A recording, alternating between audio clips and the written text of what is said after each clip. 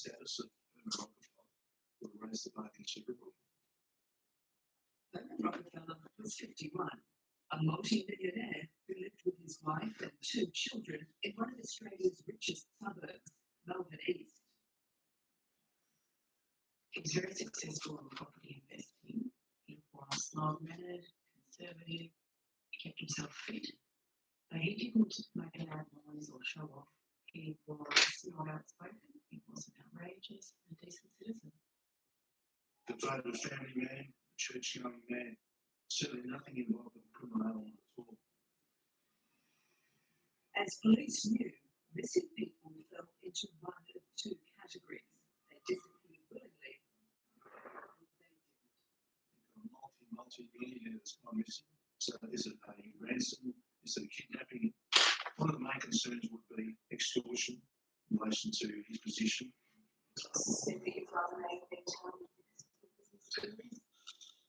Everything's open to speculation and we're baffled. We have no idea. It's just nothing. It's going to be random when it's not. It's just unbearable. For Vicky Rockefeller, facing the media was harrowing. Her very private life, phone calls and texts, were now on public display. I was at the tennis on Thursday. She rang me and my phone was on silent and I missed the call. I saw it and I sent a text message explaining that I was still at tennis. And that was taking a long time and I said I'll probably get home around about the same time as you. But that was the last communication I had from them. When police checked the arrivals at Melbourne's Tullamarine Airport, they discovered Herman had actually caught an earlier flight. It had touched down at 9 p.m, an hour and a half earlier than when he had told his wife his plane was due.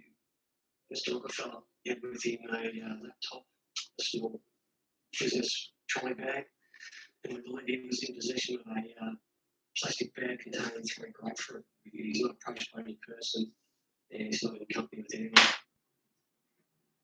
So the CCTV footage at the airport indicated that he's alive and well, and he's captured leaving the terminal carrying some bags. The next piece of CCTV is Herman leaving the car park at the airport and paying by credit card. But where it goes to after that is yet to be answered. Did he go along the Tullamarine Freeway back towards the city to home, or did he go in some other direction? Because after he leaves Tullamarine, we're at a loss to what happens at all. We've got no real theories at all. Basically, so it's just a missing person, and normally we get a hint of what's going on and what's happening, but there's nothing. Over 72 hours had passed, and the police didn't have a single lead. So on the very day her husband was to turn 52, Vicky pleaded for the public's help. Now I'm going to chat to Vicky Rockefeller, who is Herman's wife. Vicky, good morning. Good morning. And thank you for coming, and I understand how difficult this is for you. The police were saying, look, you can help. We want you to ask the hundreds of thousands of people listening to help us, because we don't have a policeman on every corner, but you've got listeners on every corner. Has he ever disappeared or gone away unannounced before? Never. Okay. What does it take to brave these trails? Oh, just the essentials, really. Grace, determination, and of course, some writing. I have big news. You can now brush and floss at the same time. Introducing Waterpik Sonic Fusion, the world's first flossing toothbrush. Brushing, even with an electric toothbrush, only gets the surface. But Waterpik Sonic Fusion thoroughly cleans those areas that other products miss. It's one step to a complete clean, and best of all, it's clinically proven to be twice as effective as regular brushing and flossing. Go online or ask your dental professional about Waterpik Sonic Fusion. Not everything we hear about Texas is true, but the idea you have to release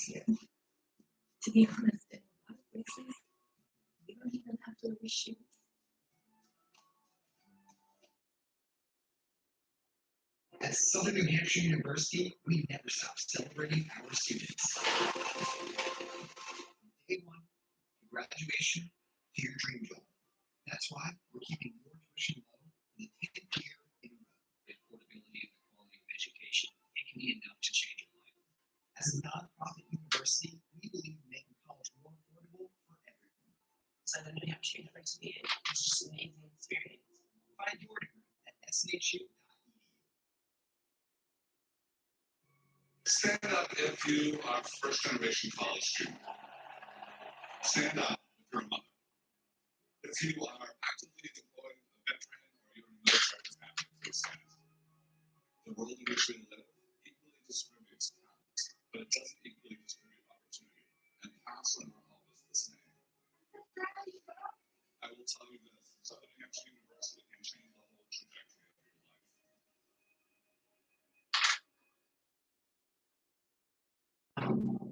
No hints of stress or pressure, Absolutely no salary, no conflicts, no disputes. no disputes, no conflicts, just nothing. I mean, when he's at home, we actually work from home because I work for the business as well, and we actually sit in the same office. It's not a very big room, so I hear always talking conversations. And, you know, there's just No secret life. no. He was a woman under enormous pressure, enormous stress, just desperately hoping that someone out there could help find the missing man. Obviously, the critical thing is sighting the car, which is a blue Toyota Prius, and the registration number is UUP 682. And without us knowing, out of the hundreds of thousands of people who are listening, there is that one person who does have that little snippet that turns an investigation. Herman Rockefeller never ran late in his life. But on the evening of the 21st of January 2010, something went horribly wrong. The multi-millionaire didn't come home, and his wife called the police. Now, both were hoping someone in the public knew something and would pick up their phone. Just desperate, really. Just don't know. People just don't know. And we just want to appeal to the public. If anybody has seen this car, which is a blue Toyota Prius.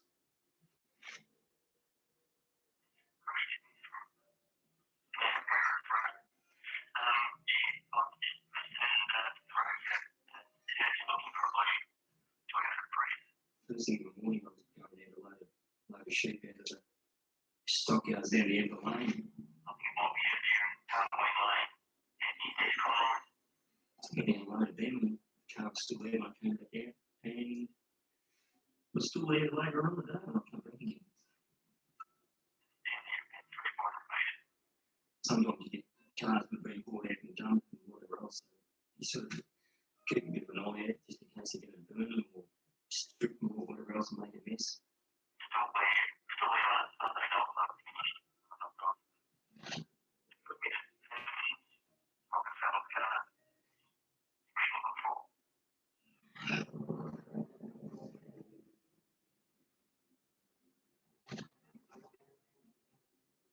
The car had been found in the suburb of Fallon, 80 kilometres from the airport and in the opposite direction from Herman's home in Melbourne East. The truck driver's location and call to the police locating Herman Rockefeller's car is very, very important in changing the direction of this investigation. And it was the catalyst of the police turning out a full forensic team.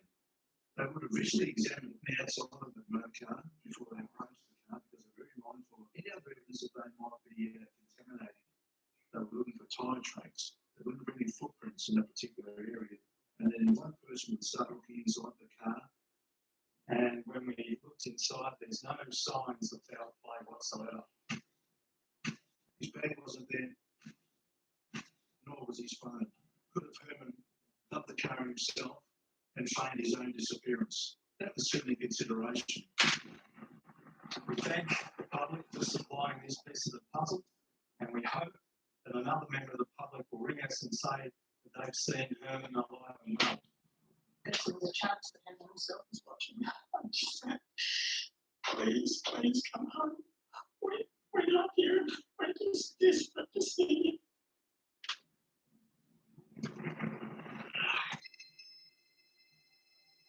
Then, out of the blue, on the very same day, Vicky received a call that turned her world upside down.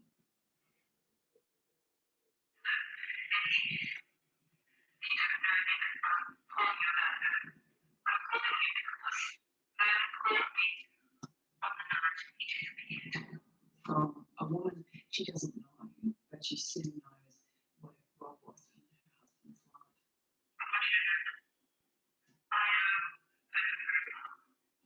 life. And this woman said that she'd been having an affair with Herman on and off, but for 27 years.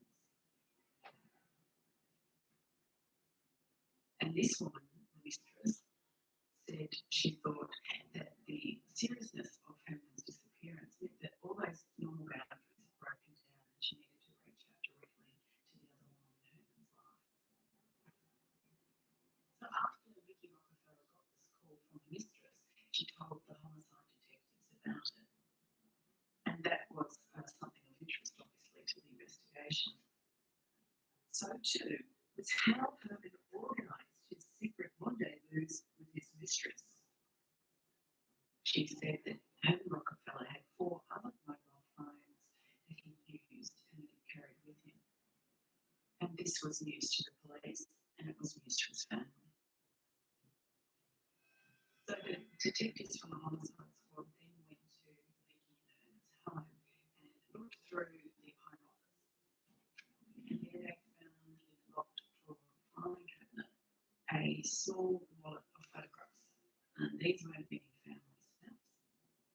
They were very explicit sexual photographs, and in them was Herman Rockefeller and women who were neither his wife nor his mistress.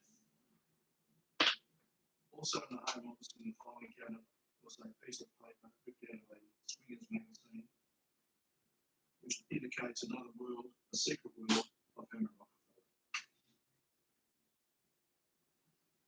The investigators started with the fact that he's a church-going man, a significant businessman, and a devoted family man. Now it's taking a sinister turn into the, I suppose, the world of sexual deviation.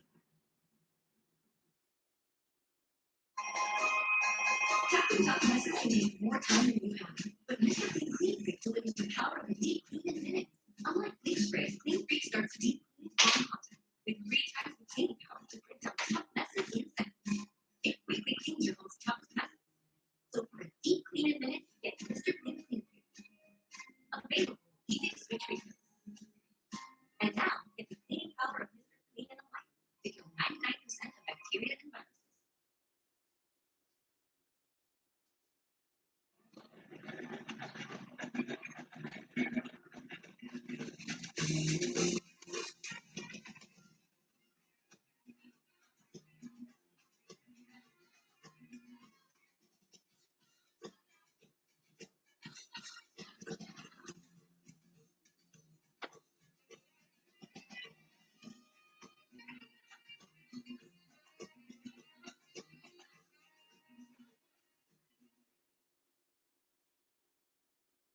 Hey, Grandpa, I bet that's how the battery. Well, why stop there? When you can touch the sky.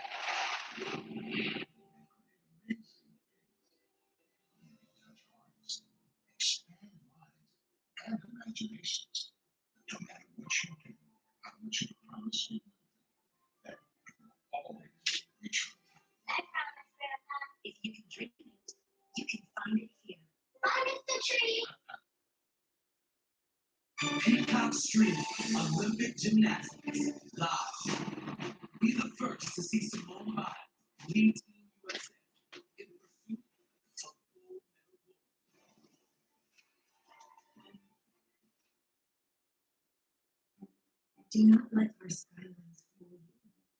The Old West is still alive here. It's a legacy of wild adventures. You'll find them painted on our walls and on occasion roaming our streets. So the homicide detectives traced the piece of paper to the publisher of a sex newspaper. And when pressed, the woman that ran the sex newspaper tells them that over the last 10 years, she's had a series of ads posted by Herman Rockefeller under a series of different names because she recognised the photo that he put with the ads. He started firstly with names close to his own, like Herman Rock, and then he moved to the name Andy Kingston. And in each ad over the 10 years, Herman Rockefeller got more and more flamboyant in his description of himself. So he started off saying he's handsome. He ended up saying that he was an ex-model and television personality. So ultimately, when we start looking, who's answered these ads? What have we got here? The investigation into the disappearance of family man Herman Rockefeller had sparked two important calls. One from his mistress that revealed his sordid double life. The other had located his car.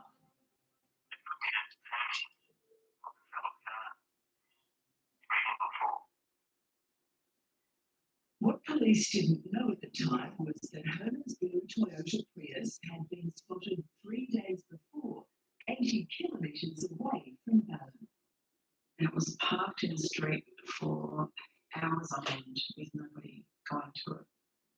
And then some people noticed that there was a bit of an argument going on involving a short man and a large truck. And a woman was trying to assist the man with getting the car onto the truck, and they weren't doing a very good job of it. So there was a bit of arguing and shouting. And eventually the truck left with the car on top, and that was the last that the residents saw of that car.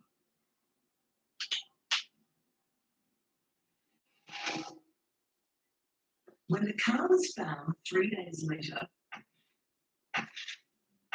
Herman's bags and clothes were nowhere to be found. But what was thrown on the back seat was now being scrutinised. A newspaper that had the same date as when Herman was last seen alive. And as the forensic officer went through the newspaper, she discovered next to a completed Sudoku was an address handwritten in Herman's handwriting. So upon finding that, the forensic officer then immediately rang the detectives and said, we now have a huge clue about where he perhaps was travelling after he got off the plane, and an address to look at to start the search for Herman or Herman's body. Forensic technicians had also examined the GPS in Herman's car.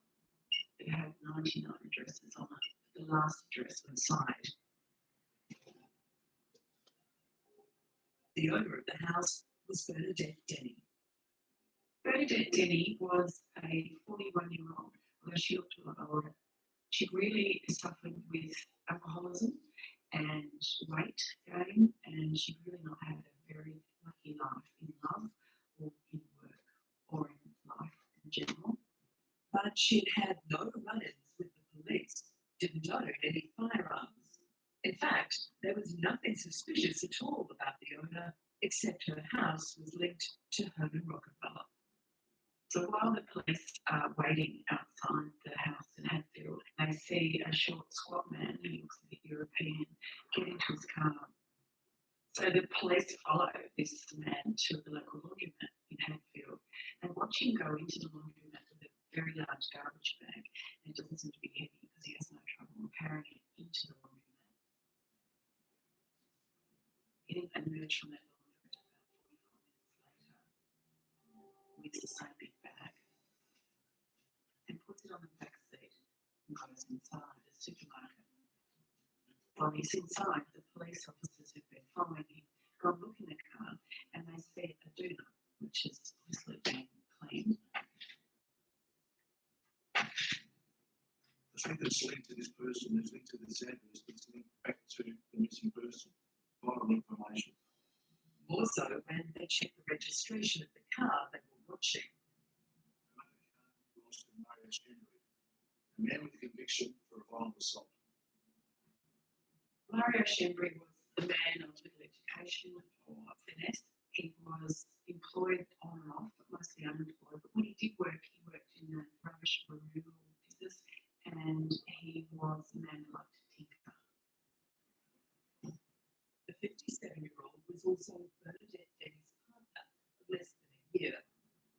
other two were under watch, Bernadette in Hadfield and Mario outside of Bates Place in Glenroy.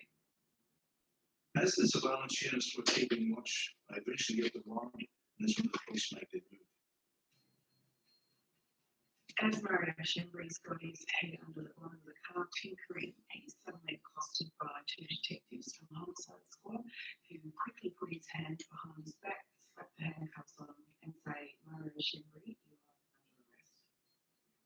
Simultaneously, over in South Street, two detectives are knocking on the front door of Bernadette Denny and going into her house and saying the same thing to her. Okay, I can confirm that about 4:30 yesterday afternoon, we executed a search warrant at the unit behind us. The search warrant was executed in relation to the disappearance of Herman Rockefeller. I can also confirm that a 57-year-old male and a 41-year-old female are in our custody, and we hope that they'll be able to assist us with our inquiries.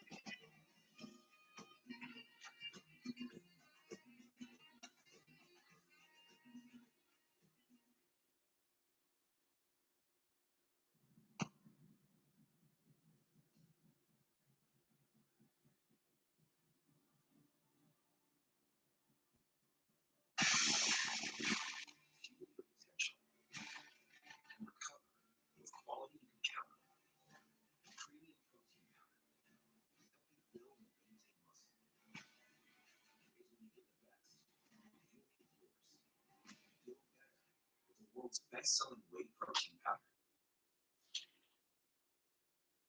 Imagine if we ever got to meet.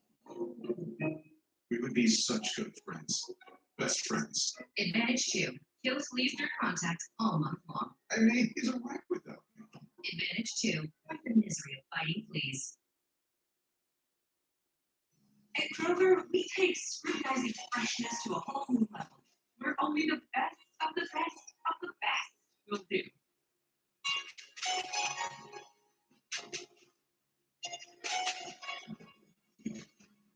But just because you can't get any higher than perfect 10 produce, that doesn't mean that we won't try. Because Kroger produce isn't just fresh, it's fresher than fresh. Kroger, fresh for everyone. Someday I'll ask you a question that will change me forever. If you fall, he'll catch you. Start your Sunday with a ring from the Neil Lane collection, available at Kay. The crime scene team had worked around the clock trying to find anything that would link the couple and the house to Herman Rockefeller. They identify a smear of blood on the tiles in the kitchen, some blood on the couch, and some blood in the garage of the house. But is it Herman Rockefeller? We are still yet to locate Mr. Rockefeller, and we still hold very firm fears for his safety. How are your kids holding up, Vicky?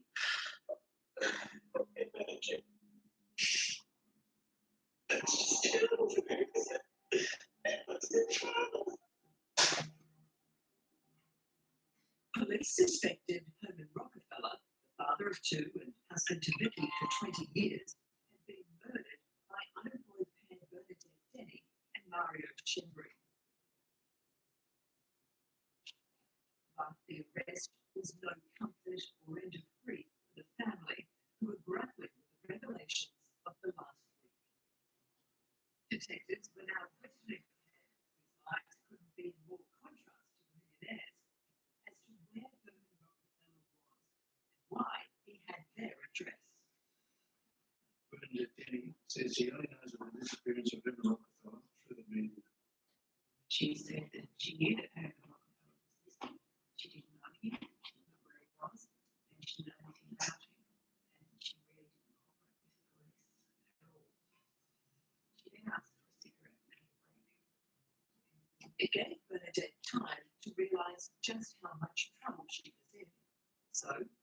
returned to the interview room, she changed her tune. Bernadette had, in fact, met Herman Rockefeller a couple of months earlier, but she knew him as Andy Kingston. She said that Andy had been there once before after she and Mario had asked a man that Herman had posted seeking a couple to have sex with. It was one of a number of ads Herman had secretly placed in the Swingers magazine. But Herman was never going to be a fun-loving couple. And he arrived on the doorstep as Andy, alone. Nevertheless, the couple still invited him in, and Herman had sex with Bernadette Denny in the front room with Mario watching.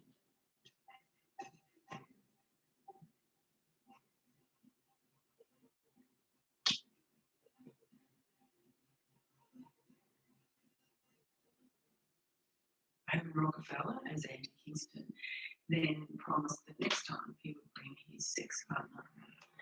So, on the 21st of January 2010, having lied to his wife about when he would be home, Herman Rockefeller, in need of sex, rang Bernadette Denny as Andy Kingston and said he was coming over with his sex partner. But again, he'd lied. So when he knocked on the door, she was disappointed to open it and just see Andy Kingston there alone without a sex partner for Mario. What happened then was that Andy or Herman started to feel up his day, thinking that the sexual encounter would still proceed. Denny tells the investigators that Herman Rockefeller had fondled her breasts and put his hand between her legs. This, in fact, angered Mario, and as a result, a fight ensued between the three of them. I slapped him in the face. I think he was taken aback. I like a feisty woman. Just when you've been sick, dirty. The fighting started out. It's just a bit of Angie. Don't forget your Mario. It was shit. All the fighting. It's all I do. I can't even remember what he said. It's a blur. The fight then goes from the lounge room into the garage.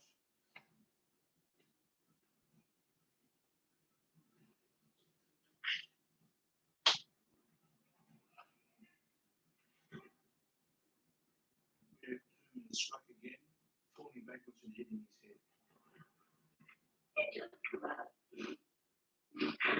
I just got to the ground, was on the ground, and got up, and then back on the ground again. It was breathing. I could hear it. We just walked in the house. We were in shock. We stood there for a while saying, "Happened, it's gone too far."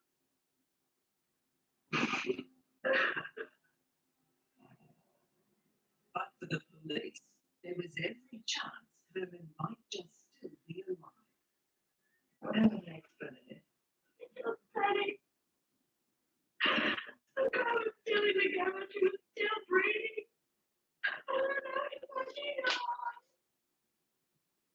Where is he now? Tell me where he is. Oh, fuck. You have to look he's got somewhere.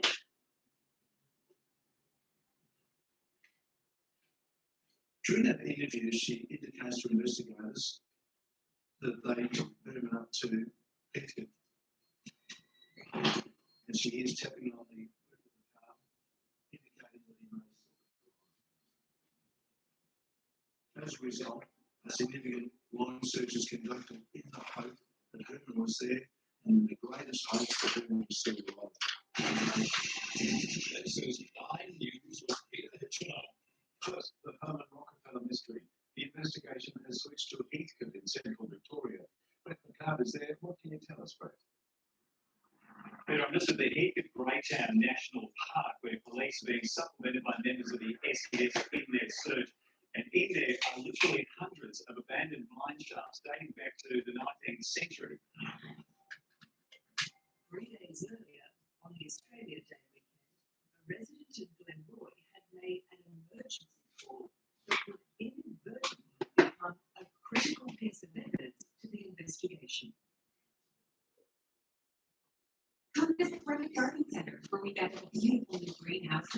number of truckles, hanging baskets, and houseplants. Plus, we have pottery, fountains, and decor. Stop into one of our 4 locations today. Friendly Garden Center, where outstanding service meets best selection. Introducing Busy Lemonade, the only lemonade hard seltzer with antioxidant vitamin C. It just hits different. All new Busy Lemonade. Step up your seltzer game. Every griller doesn't look dry rub, wet rub, smoke, wood, charcoal, mop sauce, no sauce. One thing they can all agree on is Swift meats. For more than 160 years, tender, fresh cuts of Swift meats have graced the grills across America. Finished with a sip of some of our best times. Swift, let's make your meals. At Southern New Hampshire University, we never stop celebrating our students. Day one to graduation to your dream job. That's why we're keeping your tuition low for the 10th year in a row. The affordability and the quality of education, it can be enough to change your life. As a nonprofit university, we believe in making college more affordable for everyone. Southern New Hampshire University, it's just an amazing experience. Find your degree at SNHU. When you buy a brand new car, it loses roughly 50% of its value in the first 3 years. Not the case when you buy a great used car with shit. Of course, if you really want to waste a bunch of money on a brand new car, you can just do this.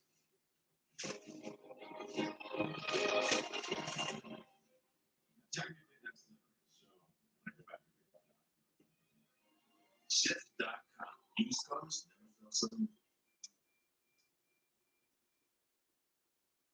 An emergency call that would inadvertently become a critical piece of evidence to the investigation.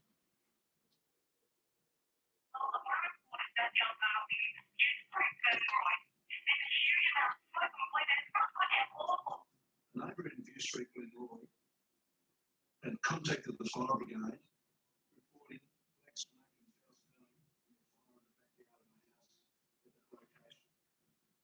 a fire in the backyard of a house at that location. Two fire officers went into the backyard and there they found what they described as a small European man tending to a fire in a drum. They thought that he couldn't speak English very well, so fire officer Budge said very clearly to him, mate, you can't light fires. There's a total fire ban day.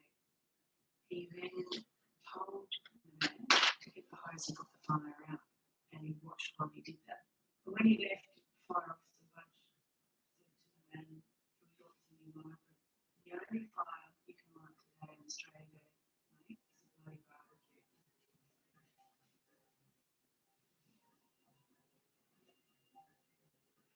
3 days later, Mario was feeling the heat of a police interview. While Bernadette was talking, he wasn't saying anything.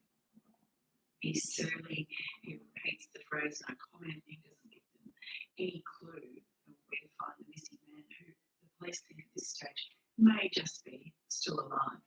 So while police and SES kept searching in Heathcote, the detectives asked Mario's lawyer to speak with him. He says to him, if you know where he is, if you know where Henry Rockefeller is, his body, or he may still be alive, you should tell the police because that will help with his sentencing. But if Henry Rockefeller is in fact a body and he's deceased, then Mario Schindler will be telling the police where a murder victim is and dubbing himself in as a murderer. The disappearance of Herman Rockefeller was going nowhere until 2 key phone calls cracked open the investigation. Now, police had startling information on Rockefeller's bizarre world of sleazy sex, a motive for murder, and a crime scene. What they didn't have was a body. They hoped they would find it among the old mine shafts in Heathcote National Park. Police helicopter was involved as well as those on the ground, and it's in there that they fear they Back in Melbourne, the investigation was taking a new direction. Mario Schembri had gone from no comment to talking. After a visit from his solicitor, Mario Schembri takes a different tack in the police interview, and he tells the police to call off the search, that there's no point looking for Herman Rockefeller in the Heathcote area because he's in fact deceased. So the search in Heathcote is called off. He told them that there'd been some archie-barchie, that things got out of hand. It was yelling, and it was a pretty stupid moment. Should have just walked away and left it there.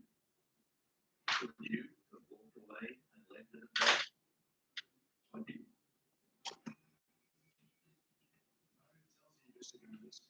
That Herman Rockefeller didn't have a chance. He didn't have the anger in him as Mario did. I don't know how to put it. You've got the anger. That's what happened in the upper arm, I think. He tells them that there were blows exchanged and Herman Rockefeller had been killed in the garage operating at Denny's home. We might think that he was on the wall and it happened. Just fell and hit his head and that was it. Mario then tells the investigators they drove the body in his motor car to and place it into the garage. What happened when he got home from Heathcote, Bernadette? He was still with us. We put him in the garage. Did you know he was dead? I don't know. What did you do then? He died in my garage. He wasn't bleeding.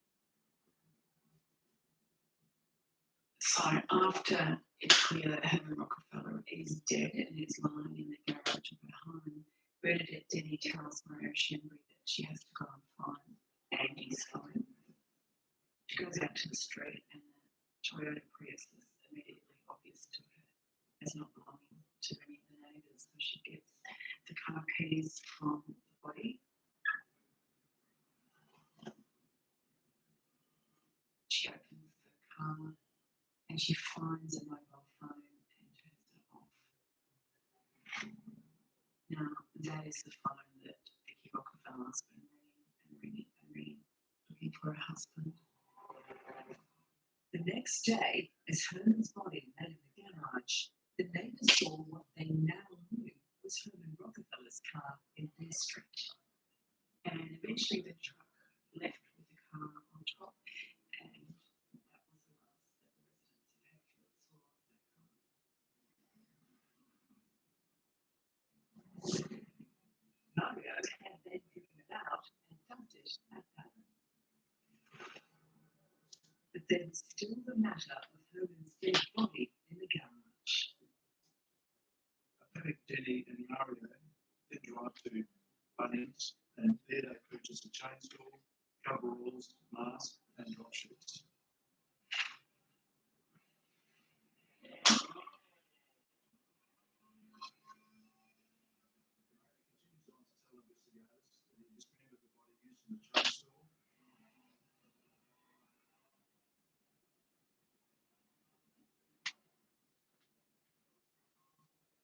He then bags up the body parts and then takes them to the Glenroy address where he incinerates them. He's also going to dispose of the items that belong to Herman Rockefeller, the mobile telephones.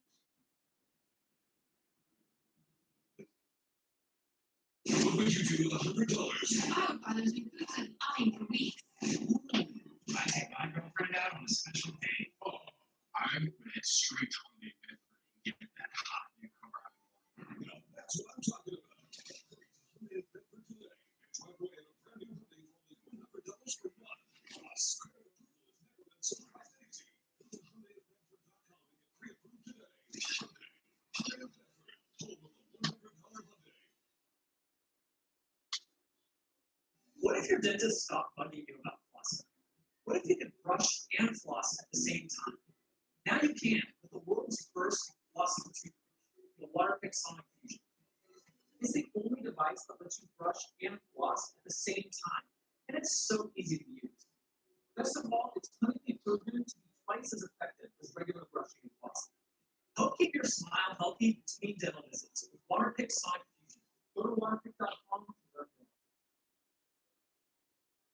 more. Introducing 48 square centimeters of learning potential, flawlessly designed, undeniably versatile, unlimited 2% cashback. This is the card built for real life. You're gonna be a drummer. Yeah, she is. How can I get out? Right. The new Wells Fargo Active Cash Visa credit card, unlimited 2% cashback on purchases. That's real life ready.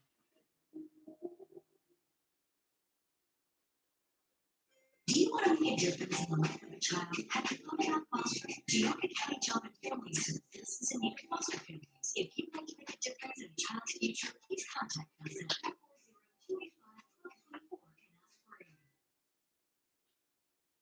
I still think I can sell the car myself. This is going to take all day. And I have big plans, brunch, go bag. If you buy any car gun young, selling your vehicle is always fast and fair. Get a nice pedicure. All done. Don't trade in yourself like yourself. Go to buyanycar.com now for a free online evaluation. Get in, get out, get paid. The computer bag, which were also burned in an incinerator. As a result of their confession, Mario and Bernadette were charged with Herman Rockefeller's murder. The police needed to find out if they were telling the truth. Was Herman Rockefeller's body at the Glenroy address? So the police went to that property, and it's around the corner from Bernadette Jenny's home, and it's the same property outside which Mario had earlier been arrested.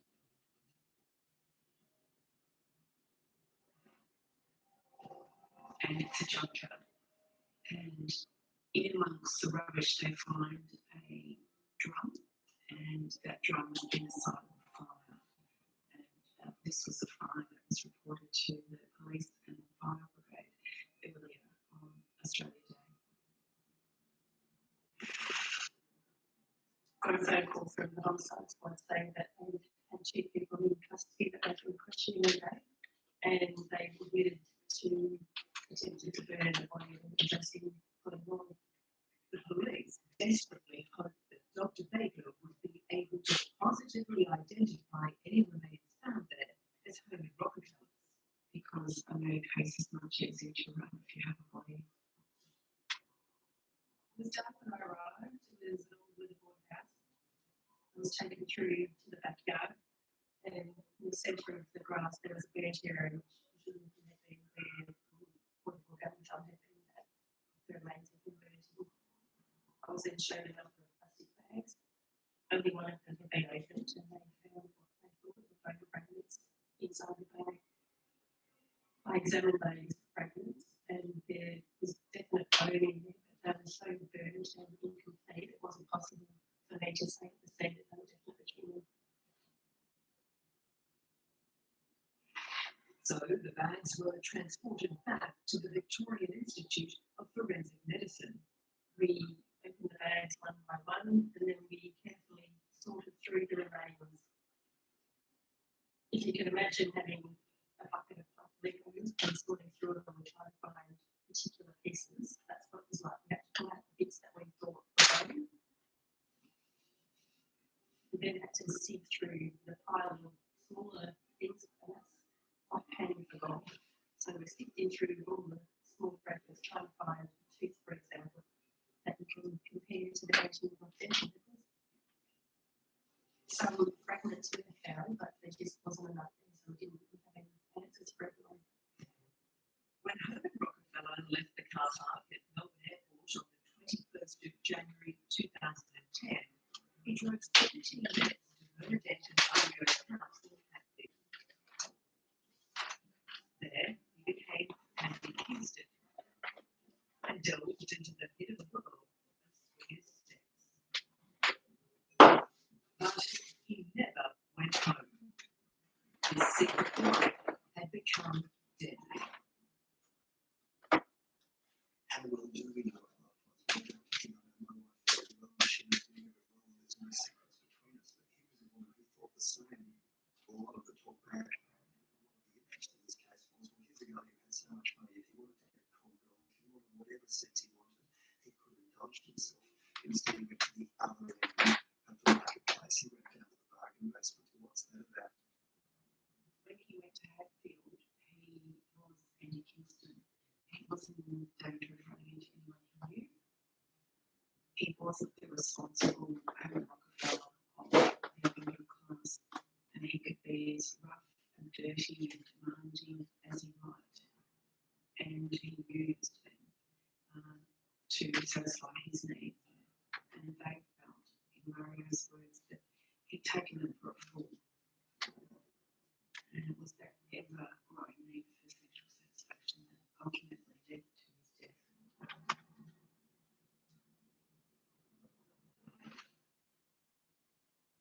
As yet, the forensic pathologist was unable to positively identify any of the remains as being Rockefellers.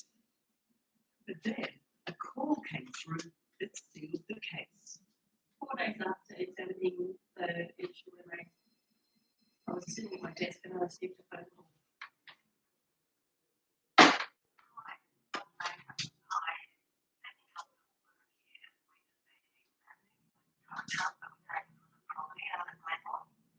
It was the tow truck that had been seen by the neighbours on the day after Herman went missing.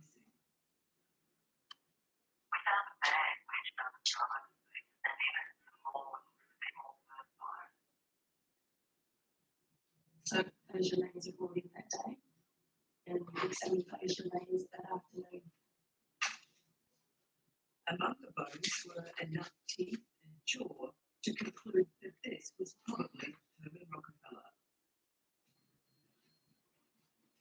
Then the results came back from the tissue taken from the chainsaw that luckily hadn't made its way into the incinerator. DNA was able to be obtained, and it was determined that that tissue was very likely to have come from Herman Rockefeller. Our family is devastated by Herman's loss and deeply shocked by the circumstances surrounding his death. We wish to thank the media and the public for their support in response to the family's appeal for helping in finding Herman.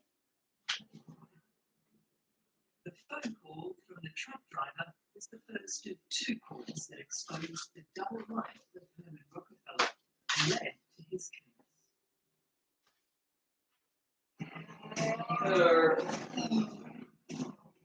Jimmy, John.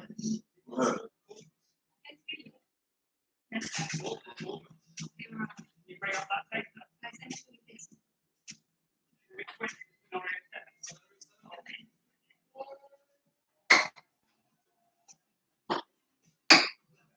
Your name is Pirate yet? No.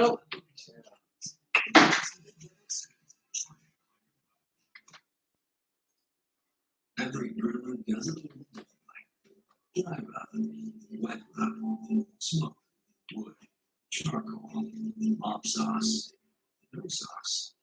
One thing they can all agree on is Swift meats. For more than 160 years, tender fresh cuts of Swift meats have graced grills across America. Finished with some of our best times. Swift, let's make it. I'll smoke a cigarette with you, Sean. You're up. With the youngest in the world, you have to perform. You have to be quicker. You have to be more powerful. You have to be better. It's in the DNA of every Olympic and Paralympic athlete and every new Toyota. Okay. Check out so Be far. the best. Sean. Get $1,000 customer cash on a 21 Corolla. Big improvement, huh? Cash on America's best-selling car, Toyota Camry. Yeah, I did this picture of stuff. And drive home with Toyota. Let's go places.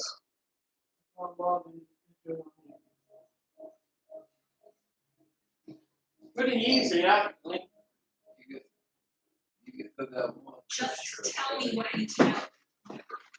Huh? You get put that one. beach. Or should you? Now you're starting to act like your dad. She doesn't like surprises, Dave. Thanks, Captain Obvious. Booking a trip can feel dramatic, but with free cancellation, Eddie you can Jr. go with hotels.com. Strike Also, again. you're out of milk. Was the first of two courts that exposed the double life of Herman Rockefeller and led to his killing.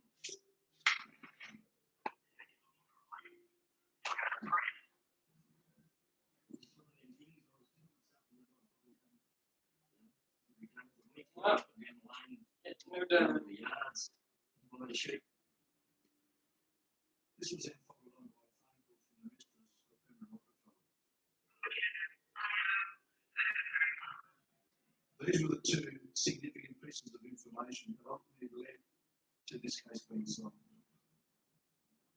While Bernadette Denny and Mario Shembri had been charged with murder, when it came to trial, the charge was downgraded to manslaughter. The difference between the two charges is that if you're charged with murder, it has to be proven that you meant to kill somebody. And if you're charged with manslaughter, it shows that you were reckless or indifferent to the fact that your actions could have killed somebody. So in this case, Mario and Bernadette were charged with manslaughter. The two pleaded guilty to that charge, and it was then a matter of sentencing. And Herman's wife, Vicky, was sentenced. The damage you have caused to a decent, honourable family is incalculable. Mario was designated as the main protagonist in relation to the killing of Herman Rockefeller. He was sentenced to a maximum of 9 years and is eligible for parole this year. Bernadette Denny has served a minimum sentence of 5 years and is currently out on parole. To this day, I feel enormous sadness for Vicky and the family because it must have come as such a shock.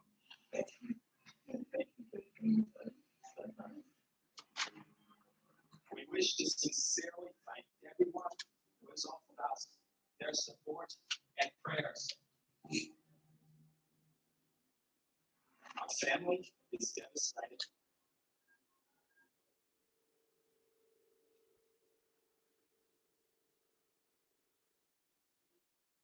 Cool.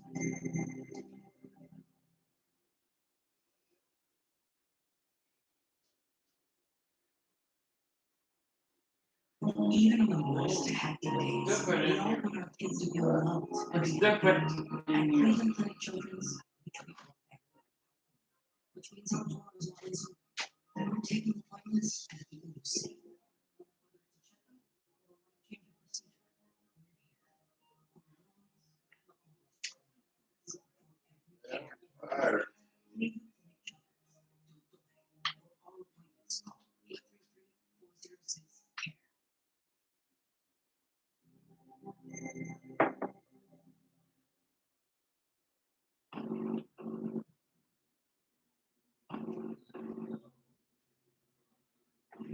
Hi, it's Kelly. So much for leaving a number and I'll get back to you as soon as I can.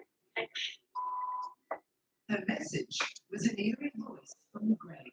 I wanted to meaning to keep her alone, keep her from leaving the house that night, and finding the young woman's mobile was key to solving her murder. Who's got it? Tonight, the tragic tale of 26-year-old Kelly Hodge, a young woman who grew up without a mother. She was exquisite, sensitive, emotionally and very physically too. And was brutally killed and dumped on the side of a road like garbage. The things that have happened, nobody deserves that. A sex crime that had Right, countless guess what? I'm suspects done. and many dead ends. But look, So you go from you know, this, The killer agreed to strike again. It was you know, pretty scary. The detectives chased one phone call after another. it's our job to find the culprit and give the family answers. I didn't know it took long. Okay, this is all done. The big one. This big thing. This is all done. Shit, won't be by the time I get done. Let's see.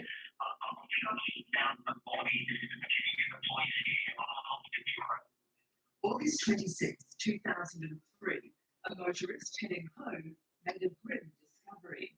He's come across Okay, this is done. He believed it to be a body. It's wrapped up in some type of material.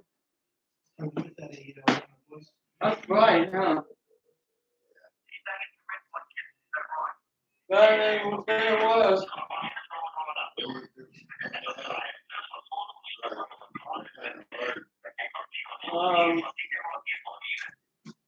The body was found in the rural town of Beveridge, 42 kilometres north of Melbourne. At this stage, we don't know what we've got. We haven't even seen the body because the body is wrapped up in a blanket, and outside the blanket is smoke that's keeping it all together. We've already spoken to the pathologist. We're not going to wait till the morning. We'll get the postmortem done then and there because one of the main reasons for a detective is has a Morgan. When the body was brought here, the body was weighed. So that includes pounds. And we noted, of Which course, are that the body had long been wrapped season. with rope. I want to There start. were a large number of blunt force injuries. to the Oh, head. right now. Yes.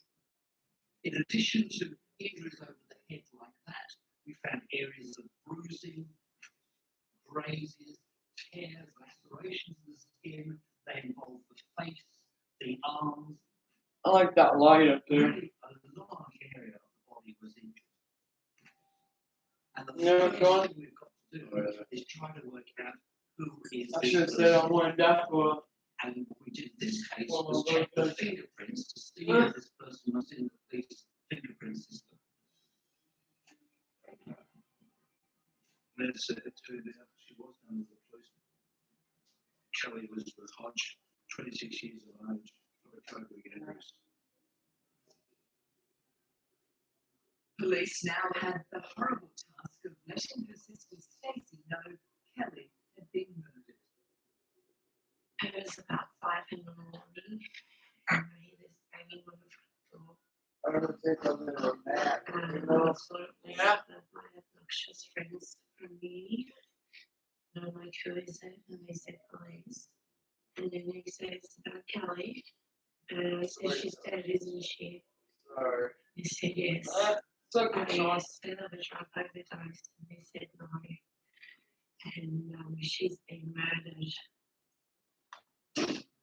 I couldn't believe it. I knew she was dead. I could feel it before that, but I never thought she would have been murdered. Kelly Elizabeth Hodge was born in 1977, the only and adored sibling of older sister Stacey. I said, that's the only person I know who could pick up a smell, pat it, and say, she loved animals and animals seemed to respond to her. She was a very delicate child, sensitive and sensitive and emotionally and very physically too. She had almost like these big blue eyes, which is just adorable. Yeah. The two girls lost their mother when she died of pneumonia when they were only 5 and 6 years old. My mum was not in the best of health, and she passed away, and my brother was organised for us to be placed in her care. The girls were well looked after. She indulges shamelessly. And were given texts from a young age as to boyfriend material.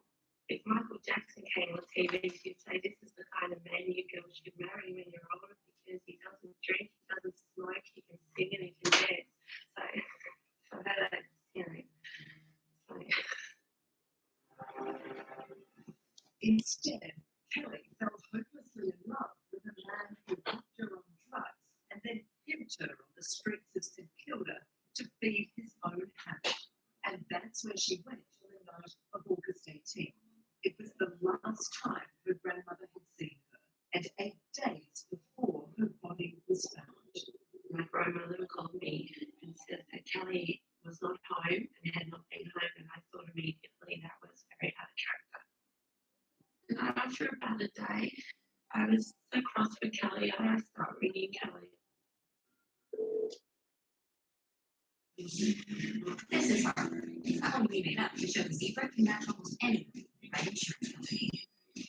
Maybe she's a renter getting her PhD ASAP. Maybe she's a homeowner at her home. Maybe she's married with 4 kids. Or maybe she just loves humans. No matter who her partner is, the zebra compares the top insurance companies to find the best policy for her and you. Compare and save at thezebra.com. Every groomer does it a little differently. Dry rub, wet rub, smoke, wood, charcoal, hot sauce, no sauce. One thing they can all agree on is Swift meats. For more than 160 years, tender, fresh cuts of Swift meats have graced the roads across America. Finished with cigarettes and times. Swift, let's make you yours.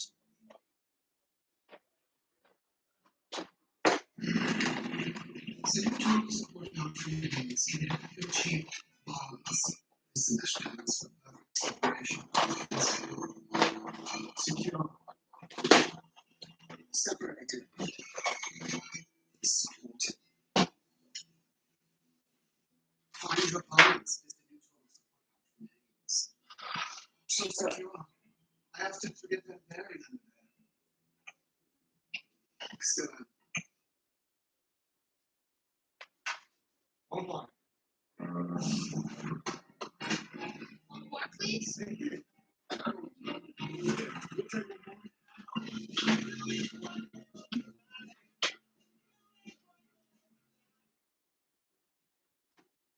Then and now, things change. Including on CFP medication. Now with Soothing formulas, clinically proven to work up to 6 times faster to help get your team from there to now. More effective, more gentle. Hot safe.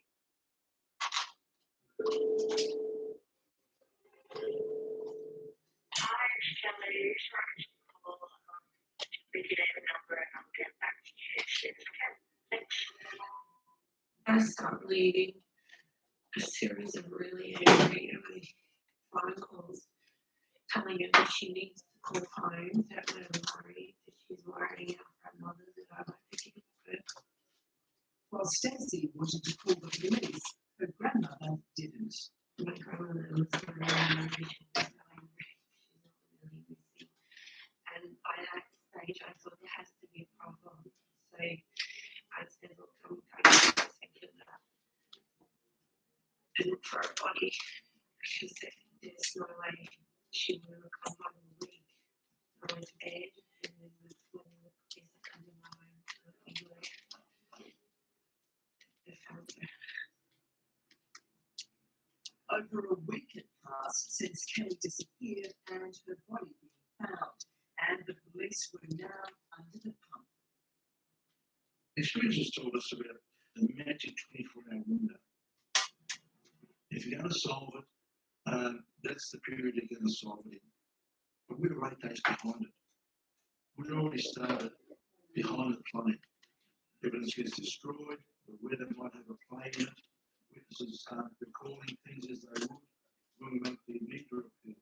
If someone see this person 8 days ago, well, half of people will think back as opposed to just see this person yesterday. So we will be on the April. Thanks for coming, ladies and gentlemen. The lady has been identified as Kelly Elizabeth Hodge. So the purpose of today is to try and get as much information as we can in relation to her movements. She would have made her way to the area of Grey Street and Gurner Street, St Kilda. This was the patch where Kelly began selling sex for a living 3 years ago. I used to do street outreach on a Tuesday night, and I was just thinking of this lady there. She was sort of a bit of a lone figure, really. She was supporting pretty expensive home, and she did the work she needed to do. And then returning to Coburg, to her grandmother, I think that's where she retreated to I felt safe and clearly very loved. We want a picture of her working environment. Did anyone see her at the time? Is there anything untoward? Has she been abducted by someone? Did she get in the car that she knew? These are all the questions we need to get answers for. Where Kelly stood was pretty fine. There's a bit of light in there, and you've got the street corner on the other side. But if no one was working out of the corner, Kelly would have been quite an isolated figure. So we started doing a door knock. And the reaction we got was, why are you worried about it? That she was just a sex worker. And that was an unfortunate reaction you get from some people.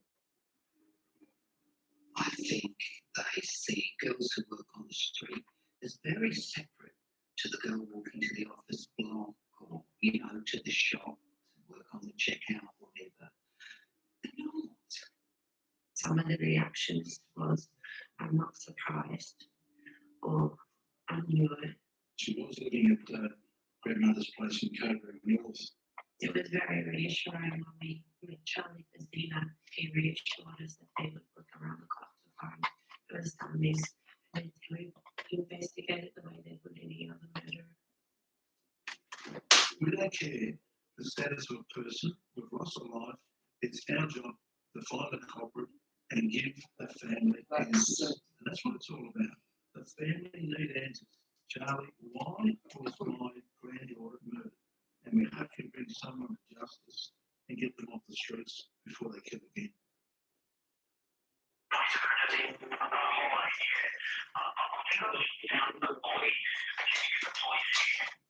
26-year-old Kelly Hodge had been murdered.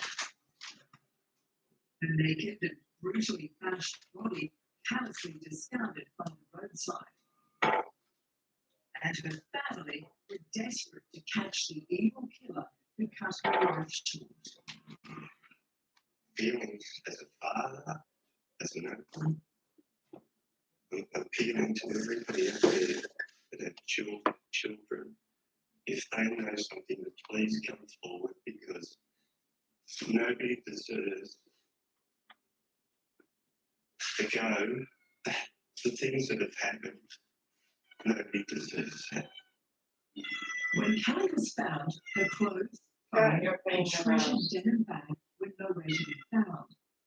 And police hoped someone may have seen them since. The morning she was murdered, Kelly was carrying a blue denim bag. Actually, that bag had initially belonged to me, and she was using it to write number plates down when she was doing these transactions. My crocheted blanket that my mother had knitted with Kelly, she would keep it in the bag and use it as something to sit down or keep along with, and as a security blanket as well. Kelly also never went anywhere without her mobile. It was her work and lifeline. Hi, Kelly. Sorry to call. We can have a number and I'll get back to you. Okay, thanks. Knowing that she had a phone, that was significant to us. We needed to track that phone down. Not having it physically is a problem for us, but we can go to what we call call charge records. And we were able to track down a phone call at midnight. And as it turned out, it was one of the regular clients. That client spent 45 minutes with Kelly and then left. He was certainly a person of good repute, no issues with him, and we were more than confident that he wasn't involved with Kelly's death. So police knew she was alive at 12:45 a.m. But after that, they were at a loss as to where she went. Who killed her and dumped her body 40 kilometers away from where she had last been seen. If the people watching this, or whoever done this, we have faith in the police, and you'd be looking at your shoulder all the time, and looking on before the police apprehend you.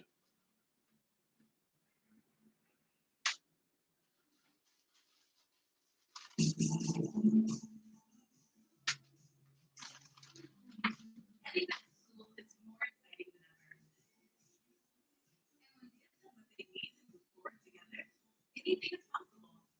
Oh. I have big news. You can now brush and floss at the same time. Introducing Waterpik Sonic Fusion, the world's first flossing toothbrush. Brushing, even with an electric toothbrush, only gets the surface. But Waterpik Sonic Fusion thoroughly cleans those areas that other products miss. It's one step to a complete clean, and best of all, it's clinically proven to be twice as effective as regular brushing and flossing. Go online or ask your dental professional about Waterpik Sonic Fusion.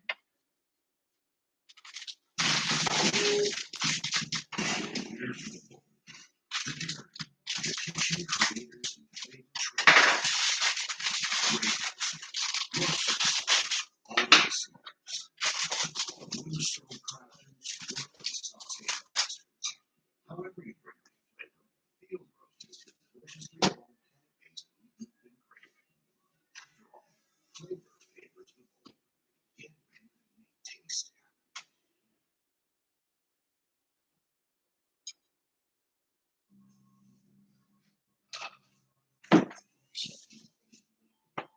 What up, Sam? Shove on the ice cube. Still with the big three, Monster Inc. 2 iconic brands coming together. Big three have all the energy, baby.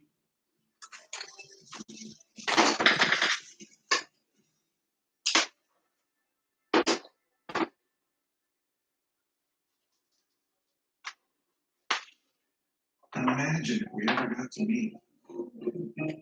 We would be such good friends. Best friends. Advantage 2 kills leaves their contacts all month long. I mean, he's alright without me. Advantage 2 quit the misery of fighting fleas. Apprehension.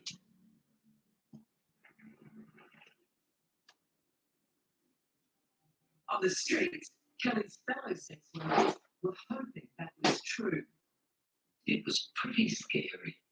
The streets at that time are pretty distressing for the ladies. Some of them left, but they just couldn't cope with it. Their fears were that if he wasn't caught, could they be next? But then, a call from a psychologist gave the investigation the breakthrough it needed.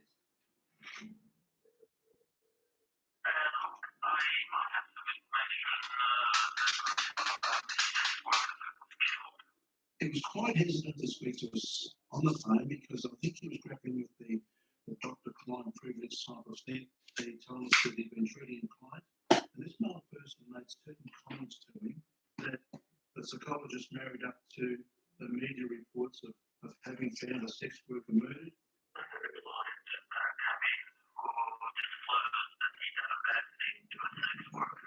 But I think he placed himself in a situation, could I be treating the killer of Kelly Hodge? It must have gone through his mind. Enough so for him to pick up that phone and call us. And I think the conscience was, if I don't say anything, and this is the offender I'm treating, and this is the person that may kill again, can I live with myself? And I think he took the appropriate action, gave us a call, and gave us his person's particulars. So it was a bit of a eureka moment for us as investigators. I think we might have our guy. Armed with a warrant, the detectives headed out to search the premises of the psychologist's client. The man in his 20s lived in a caravan at the back of his mother's house. Going into this caravan, you're bewildered by what you see as an investigator. There was numerous cuttings out of pornographic material. There was handbags there. In one bag, there was an identification badge of a receptionist from a brothel. The adrenaline starts pumping up, and then you say, right, we really got our guy here, I think, let's move on with it. And then we start the investigation going back to identifying this receptionist from the brothel. She'd been assaulted, and they start building up confidence. Are we on the right track? Do we have our man? But police also had another suspect under their magnifying glass, the ex-boyfriend who had put Kelly on the streets. They asked me if I knew of anyone who may have a vendetta or a reason to harm Kelly, and I did nominate a couple of people. One was an ex-boyfriend who Kelly testified against, and he was serving time for murder. The fact that she was implicit in giving evidence against him was something quite significant. So he becomes a particular suspect. And you might say to yourself, well, hang on a minute, how can he be a suspect if he's in custody, which he was? But that doesn't mean the fact that he could have got someone else to commit the murder on Kelly Hodge. When Kelly Hodge was growing up, her sister would defend her in the schoolyard. Website, My yeah. sister was being bullied and she was huddled in a corner crying.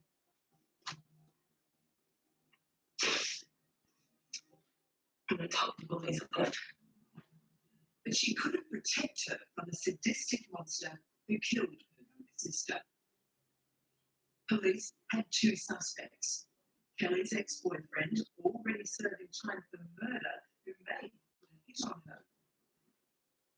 And the guy who lived in the caravan who'd been identified by the call from a psychologist.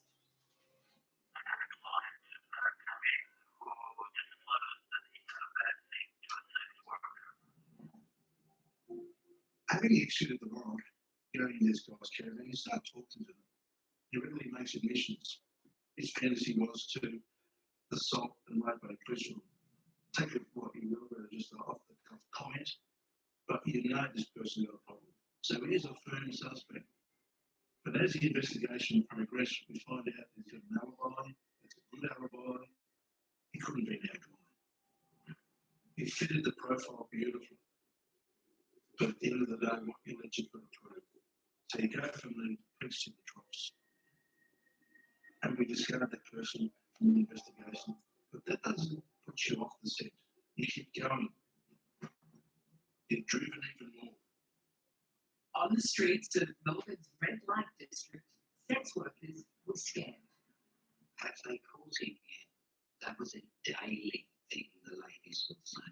They were fearful because we had nothing to give them whatsoever. So we could really say to the ladies, just proceed with caution.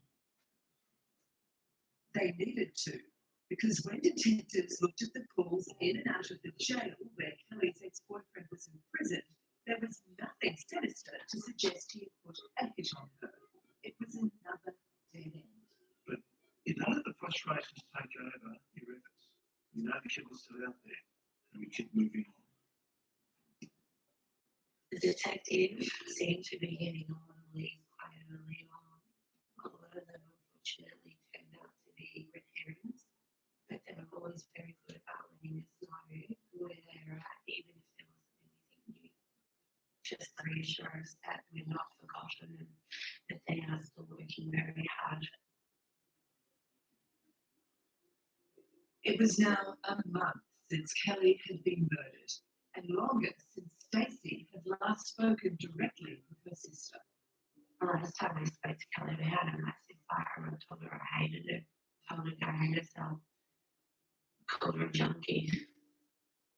I showed her that I was totally in the wrong. And I had my sister knows how sorry I am and how sorry I feel every day since.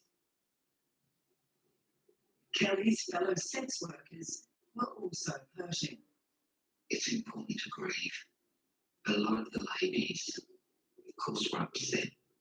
I wanted to give them something of Kelly, and there were a lot of tears that night. We all walked up to the corner of Ray and Gurner, and we all had candles. And this was in the very spot that Kelly used to work. It was absolutely, the atmosphere was palpable.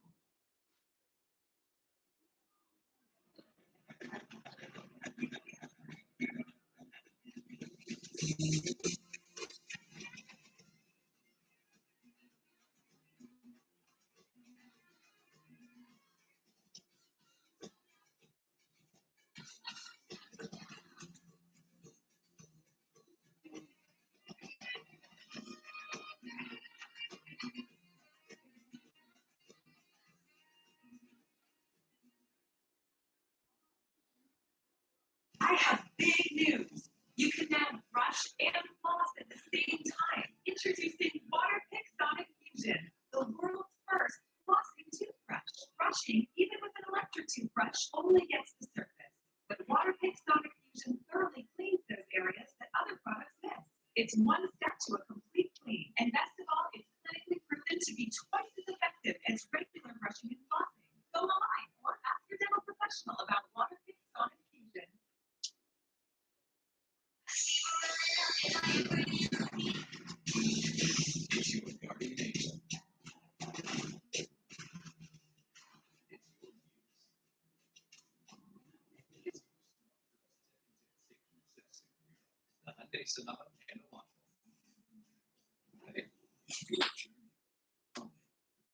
Now you see a Contra for $159 a month or the Sonata for $169 a month.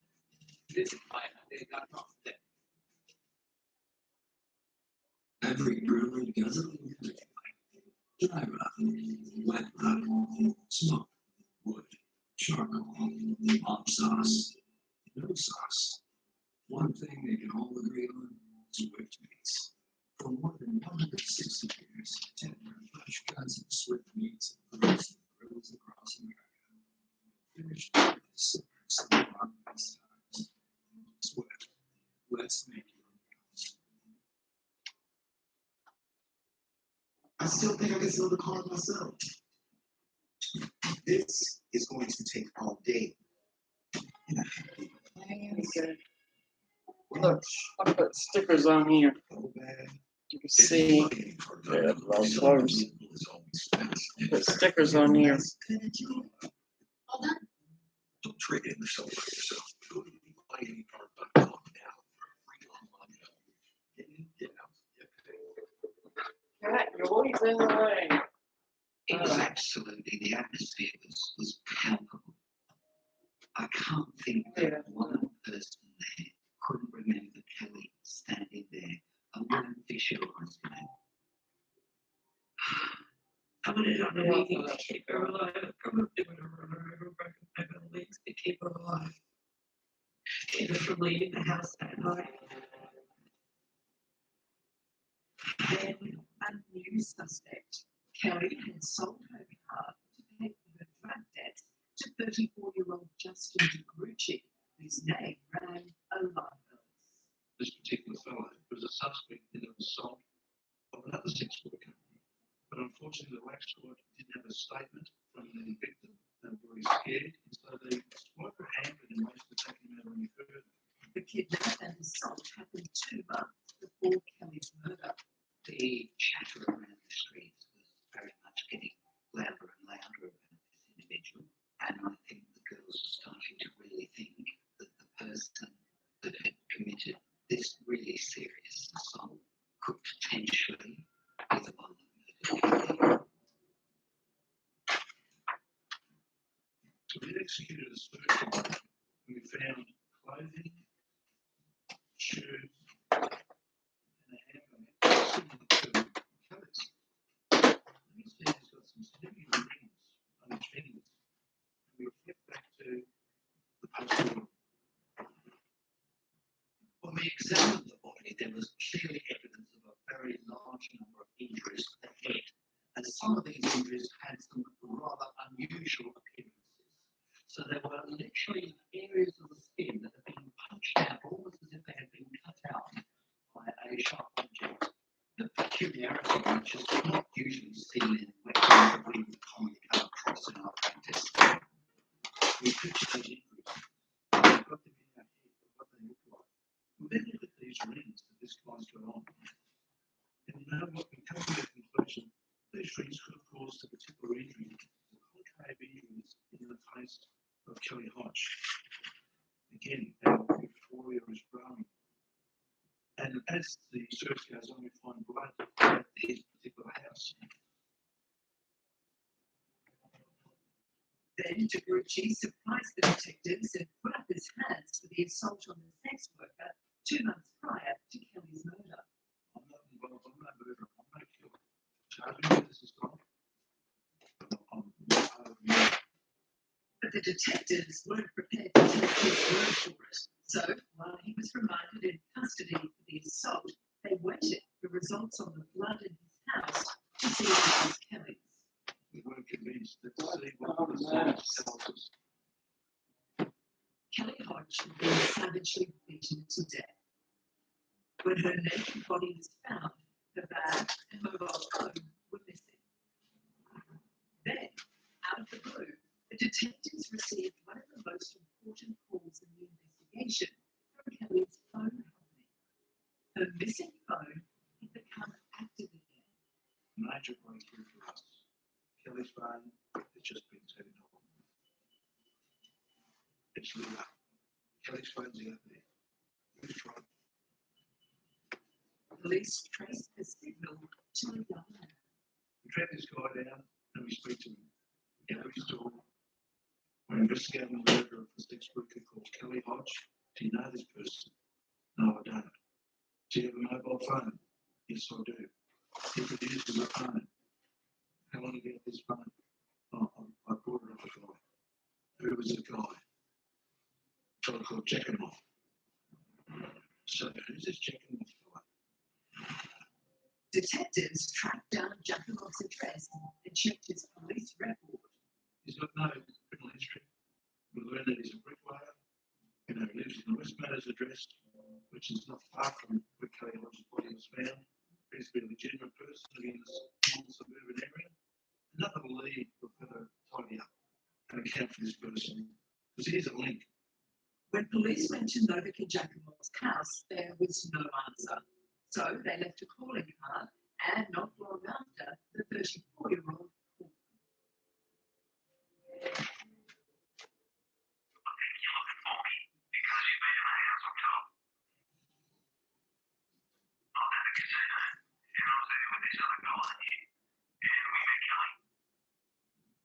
So it basically gives us a story that the three of them go back to his home in West Meadows.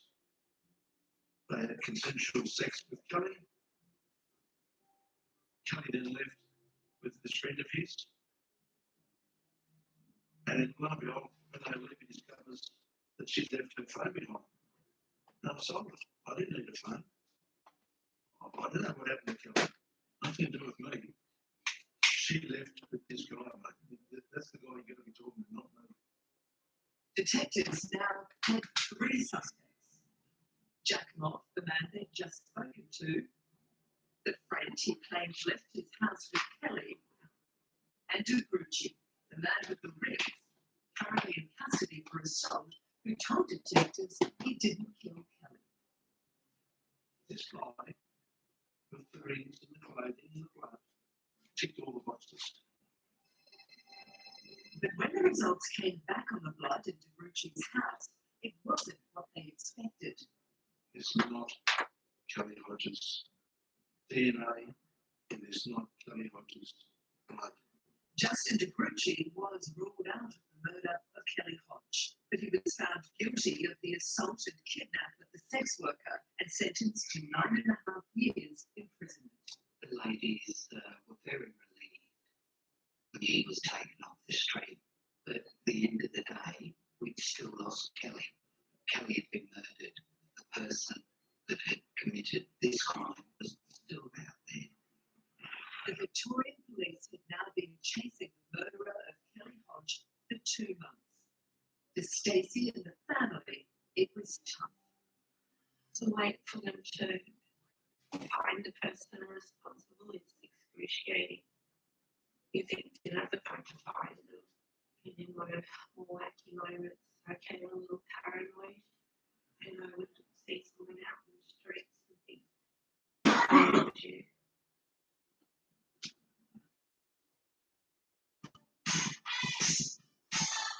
Unlock a summer of possibilities in a new Chevy. Expand your options and your perspective. Find your next adventure in a new Chevy.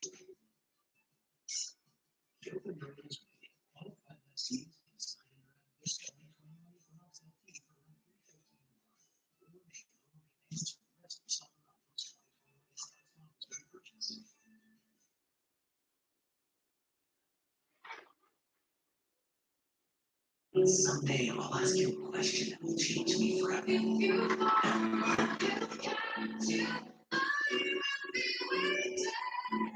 Start your Sunday with a ring from the Needle Lane collection, available at Kay.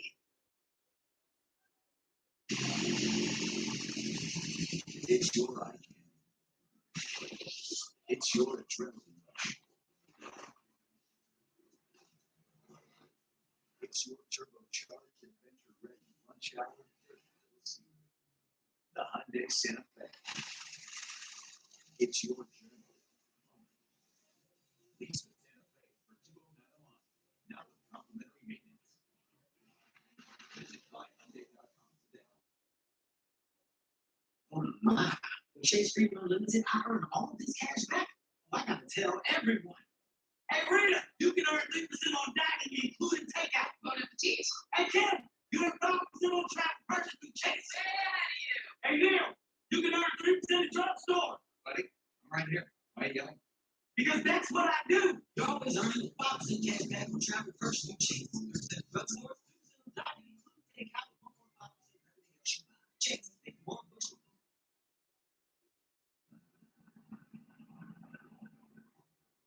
Detectives still had 2 strong leads thanks to Kelly's reactivated phone, and they had now tracked down the man Giacomo claimed had left his house with Kelly the night she was murdered. And on phoning in, the reaction we get was overwhelming. Absolute crap. That didn't happen. I was at the casino. I wasn't with a girl called Kelly. I wasn't with Giacomo. So we didn't get back to Giacomo and say, I think you're quite honest with us. Giacomo was now their prime suspect. A search warrant was obtained on his rented house, but again, he wasn't home. So, as they waited for the real estate agent to let them in, the detectives went door knocking and spoke with the next door neighbour. They said, we heard a distressed female screaming, thuds going on, like someone was being assaulted, and they put it down to a domestic dispute. That's why they didn't report it as such. Eventually went away, and they thought nothing more of it. Agent arrives, lets us in. House is vacant. Not a stick of furniture in there. We start walking through the place, and we start seeing repairs to the plaster wall, particularly in the hallway. About the size of a football, basically. Not painted, just repaired. Said, you know what? That may have been Kelly's head. Came through that wall. Examination of the head revealed there was a fracture at the back of the skull. Now that's something that can certainly occur when a person falls over and strikes their head.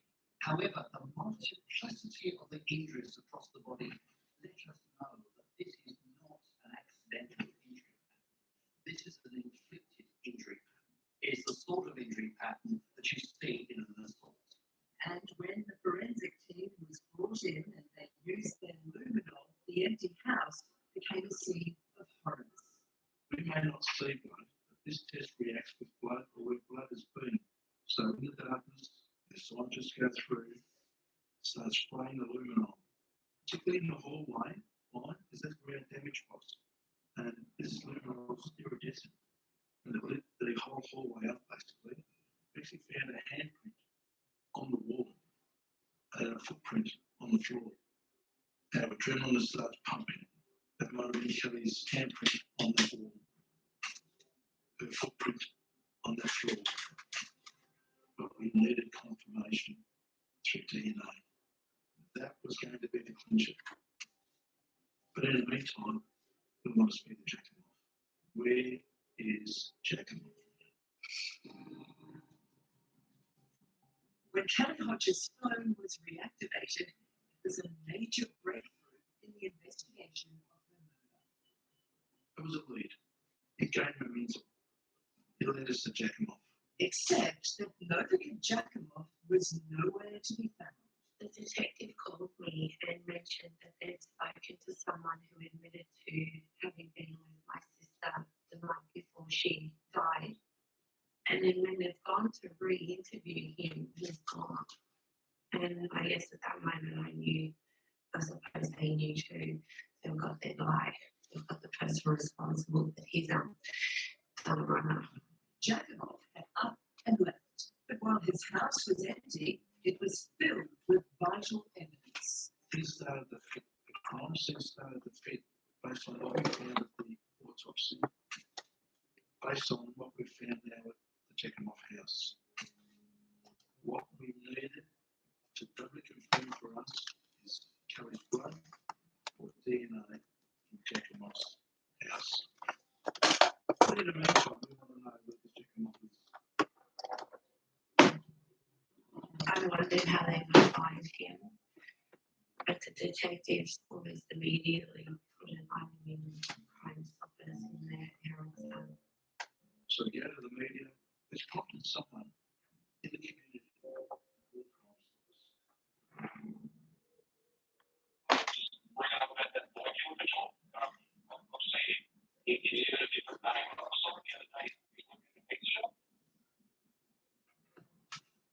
This call comes and identifies that a person fitting Jekyll's description is working in a pizza shop at Lorne.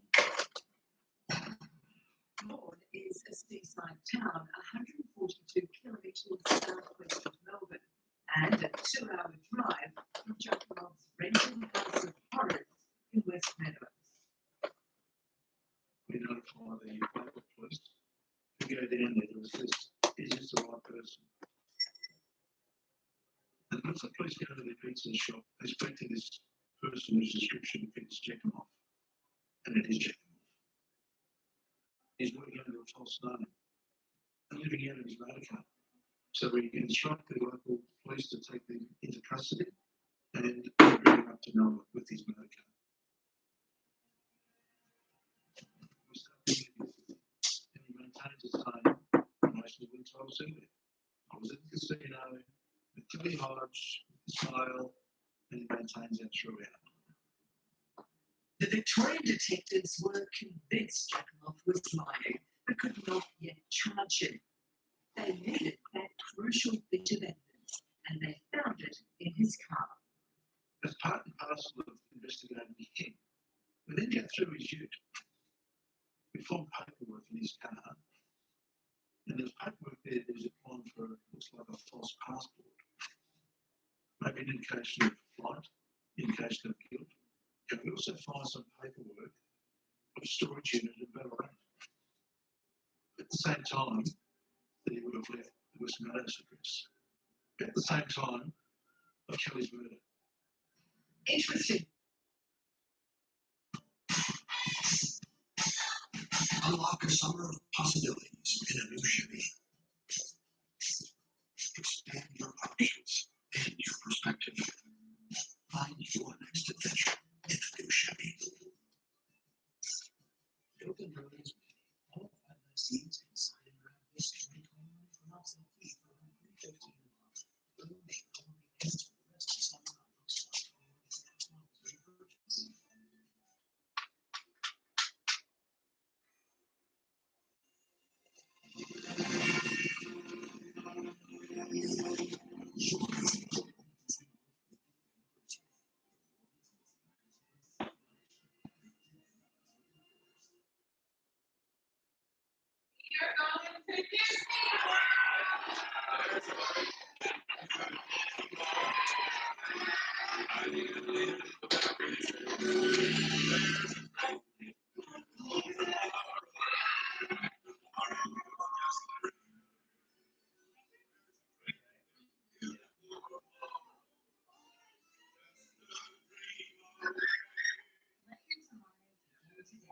Start planning at DisneyWorld.com.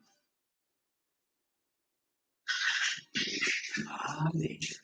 Pretty incredible, right? I mean, it teaches you things like those things show and these smell good. And it nourishes you in like a million different ways. That's why you should eat it up. Well, not that specifically. Try this, Beach Nut Naturals. Fruit, veggies, and sunshine. Nutrition run by nature. Yeah, I know. Nature, eat it up. Stand up if you are first generation college student. Stand up if you're a mother. If you are actively employed, a veteran, or you're in a military family, please stand up. The world in which we live equally distributes talent, but it doesn't equally distribute opportunity. and counseling are always the same. I will tell you this, Southern Hampshire University can change the whole trajectory of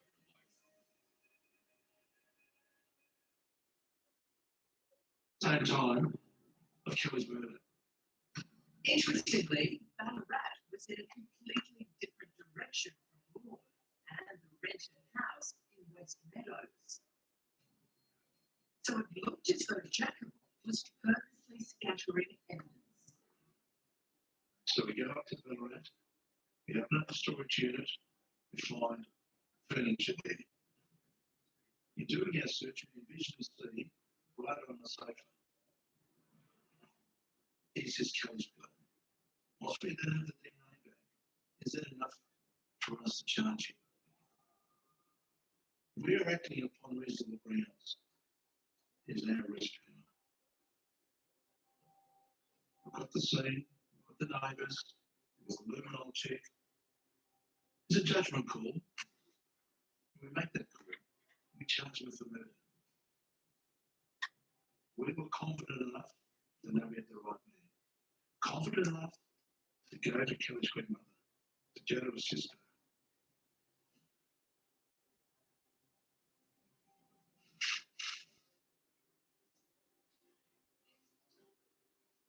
Good news.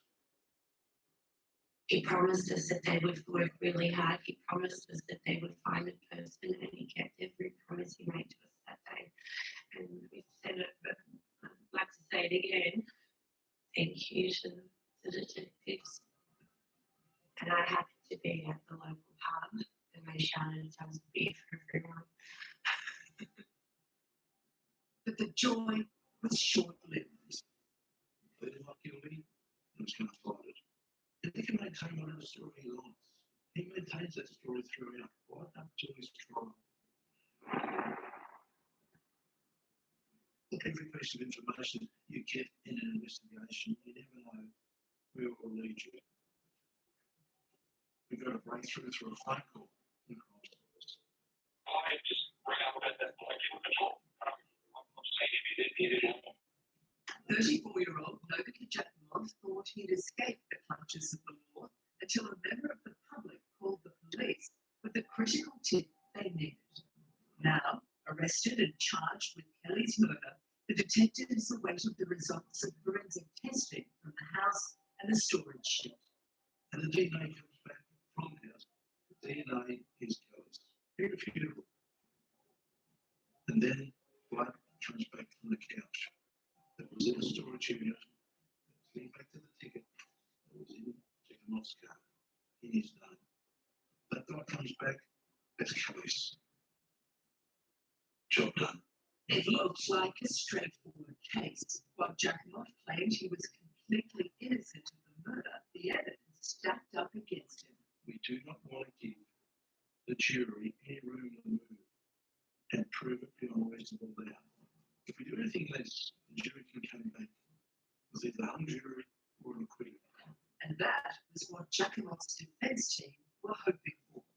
Surprisingly enough, at the trial, he went into the witness box, opened himself up to cross-examination, and then claimed self-defense. He was very early. Reply. My sister weighed 50 kilos really wet. It just didn't hold water. Here we have a bricklayer, upper strength, arms, wrists, hands, some 78 kilos. And you compare that with probably less than 50 kilo female. But by giving his version of events, it answered one of the questions posed by the police and pathologists. Whilst we never found any weapons in the house, we learned about an umbrella being used by Jakimov. Jakimov claimed he used the umbrella to protect himself and struck her with it when Kelly attacked him over wanting drugs. The unusual punched-out regions of the skin at the head had a peculiarity, as if a small, tiny cable cut literally punched out a piece of skin. So when we later found out that it was a broken umbrella that caused these injuries, we were able to go back and look at them in the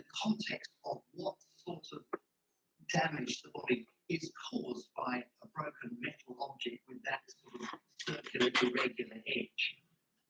The jury listened to Jacomov's version of events and came back with their decision. Jury didn't believe it. Convicted and sentenced. Jakimov was found guilty of Kelly's murder and sentenced to a maximum of 19 years. He is eligible for parole next year. I don't think the sentence was anywhere near sufficient. As far as I'm concerned, that man should never, ever see daylight again. At the time, I viewed the sentence through the eyes of a law student, as well as the sister of someone who's been murdered. As a law student, I saw that it was a very good outcome. It was a reasonably lengthy sentence for what he has done. However, as a sister of someone who was hurt like that, it's not enough. Jakimov killed Kelly. And he didn't just kill her in her last moments, he set out to degrade her. To discard someone, a human life, on the side of the road is incomprehensible to me. After she's died, you use her on the side of the road like she's garbage. Maybe she was garbage to you, but she wasn't garbage to us. My sister, like everyone, just wanted to matter. In our worst nightmares, we never imagine our loved ones being murdered. We imagine perhaps they get sick or something happens and there's an accident, but you never imagine that your loved one's last moments are like that. I've struggled to articulate this. I think when I die, I want to be surrounded by a kind face, because when my sister died, the only face she saw was the face of the murderer. How alone she must have felt, how angry he must have looked.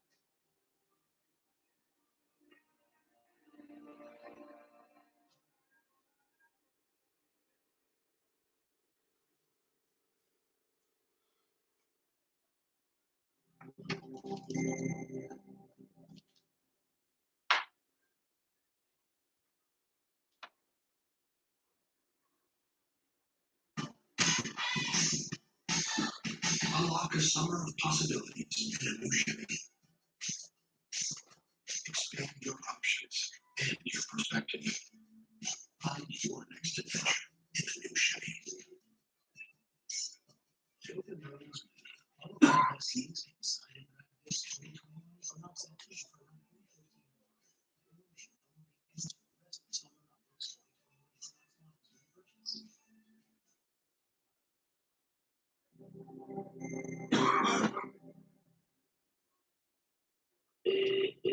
Our phones are now the center of our lives.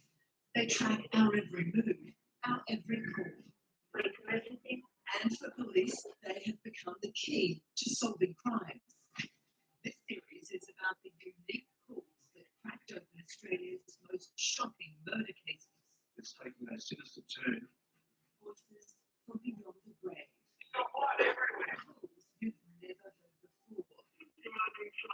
The amazing stories about today's telephone calls brought Australia's most horrific murderers to justice. It's horrible.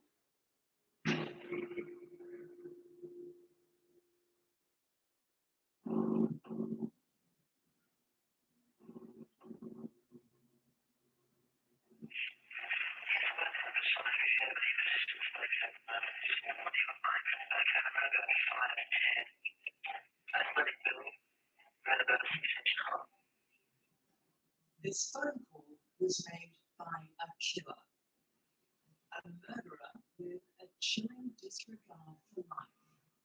The massive ego. He was smarter than everyone else in the world. A psychopath who killed for thrills. I thought there was a crazy person out there. Tonight, the violent double murders of single man Stephen Dempsey. Stephen was just an incredible sort of person. He was very kind. And father of 7, taxi driver Ezadine Barnett. I was petrified when I learned what he did to my dad. 2 ruthless and seemingly disconnected murders.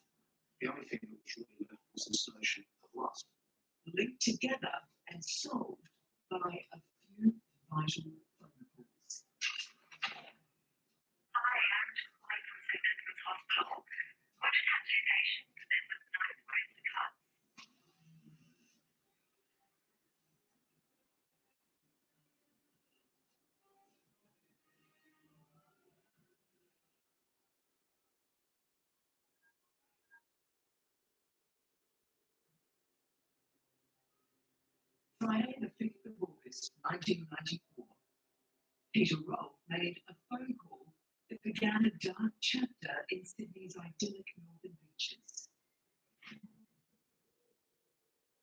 I'm going to report our friend Stephen Dempsey, who is missing. Peter Rolfe was Stephen Dempsey's business partner. The two had known each other for 16 years and ran a landscaping company together. Stephen was just an incredible sort of person. He was very generous, very kind, fearless sort of person. The last time Peter saw the 34-year-old was during lunch at a job on Sydney's Lower North Shore. He told Peter he was going out that night, but he didn't turn up the next day or to the house he shared with his sister. Then on the Friday, he hadn't turned up. I panicked. And I rang his sister and told her that I was going to ring the police. He's been missing for 3 days. He lives at Palm Beach and he is gay. Stephen was very open about his sexuality, but few knew about the one place he would often visit, Deep Creek, a popular gay beach. Deep Creek, significantly, was halfway between where Stephen had been working at Neutral Bay and his home in Palm Beach. And because Peter knew his friend cruised for casual sex, he took a detour there on his way to meet the police. As I was heading down the Wakehurst Parkway past Deep Creek, I remember that Stephen used to frequent down there. So I drove in and there was his car parked there. So Peter immediately alerted the police. When we got to the Deep Creek Reserve, we gained access to the vehicle and there were a number of items inside the vehicle. But importantly, there was a used food container. The actual wrapping of that container was dated the 2nd of August. That was the last time Stephen Dempsey had been seen, which brings some way to confirming how long the vehicle had been parked there. When police searched the area, there was no sign of Stephen. His bank account hadn't been touched, and he hadn't made any calls to family or friends. As we know, a lot of people go missing day to day, and it's a very sad thing that people do disappear. A lot of the time, that's the person's wishes. They wish to disappear and not be found. But we're pretty confident that that wasn't the case with Stephen. There were no relationship issues, no issues of depression, anything like that, that might suggest he might harm himself. From all accounts, he seemed a fairly happy and content individual. So, with no reason for Stephen to deliberately disappear, the detectives looked at motives for murder. There were 3 motives that we speak about: greed, lust, and revenge. Mr. Dempsey came from fairly modest surroundings economically. He didn't have any enemies that we knew of. So the notions of revenge or greed never really came to anything. The only thing that we knew from a homicide perspective was this notion of lust. As he'd gone to a gay meeting, perhaps he met someone, something had gone wrong. But at this stage, we didn't have a body. We didn't, in fact, know if he was even dead. We didn't even have a crime scene. So a lot of it was still very, very mysterious.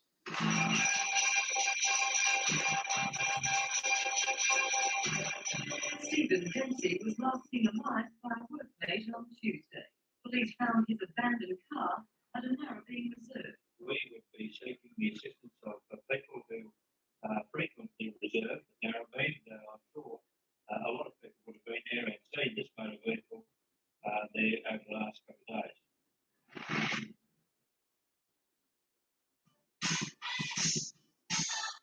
Unlock a summer of possibilities in a new Chevy. Expand your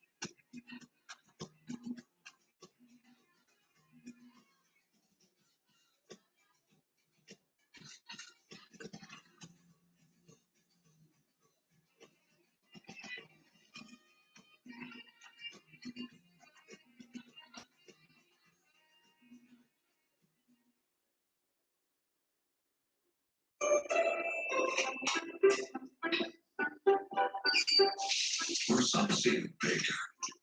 I see an artist. I see Bridget of Bridget's Bake Shop. Monet, Cézanne scones, a Leonardo of later cakes. Bridget is a small business owner. Me, I'm the Hartford Buck, and I see nothing small about your small business. With insurance designed for your small business, the Buck's got your back. Pastries a la Lizzie deserves coverage a la Lizzie. Insurance designed for your small business.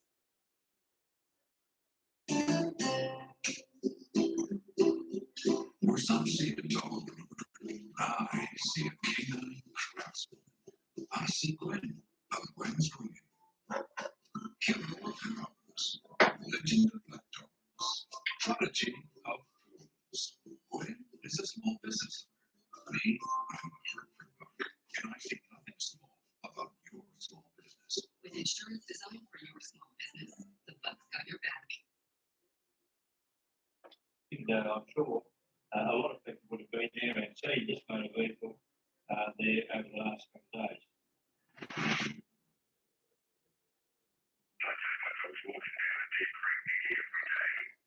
Last Thursday, the doctors went in the creek and they came out with a boot. Also found some studies down there as well. Thursday was the 4th of August. 2 days after Stephen had gone missing. There were interesting things to find, but very importantly, the family were able to identify the boot and the sunglasses which had belonged to Stephen. The fact that those items were recovered is fairly strong evidence that he had met with some form of foul play. And we're looking at more than just a case of a missing person who didn't want to be found. As a result, the search went into the murky waters of Deep Creek. Given the fact that we couldn't find a body, we couldn't establish a crime scene, the creek was a very, very obvious area to search, and the best way to conduct that search with the police dogs. What they found was a potential murder weapon. On about the second or third day of the search, police divers found a camouflage compound with a quiver of arrows attached to it. But as yet, the detectives had no idea how central it was to the case and how it fitted into their puzzle. Clearly something was amiss, but the frustrating part was trying to pull the rest of that picture. What had actually happened to him? Stephen Dempsey, a great friend and adored brother and only son, was missing, feared murdered. A phone call had led to the finding of some of the 34-year-old's personal items. The divers went in the creek and they came out with a boot. Also found some studies down there as well. But there was little else to go on. Certainly, at that particular point of the investigation, there wasn't a lot of information that we had to work with. There were no markers to indicate that anyone known to him had been involved in his disappearance. So from that point of view, it was quite a difficult investigation. Now, 3.5 months later, the calm of the northern beaches in Sydney was shattered again, as another family lost a loved one. 42-year-old Ezzedine Barnett was a devoted husband and father of 7 children, and he failed to come home after his night shift as a taxi driver. At about 4 or 5 in the morning, my mum called the taxi base.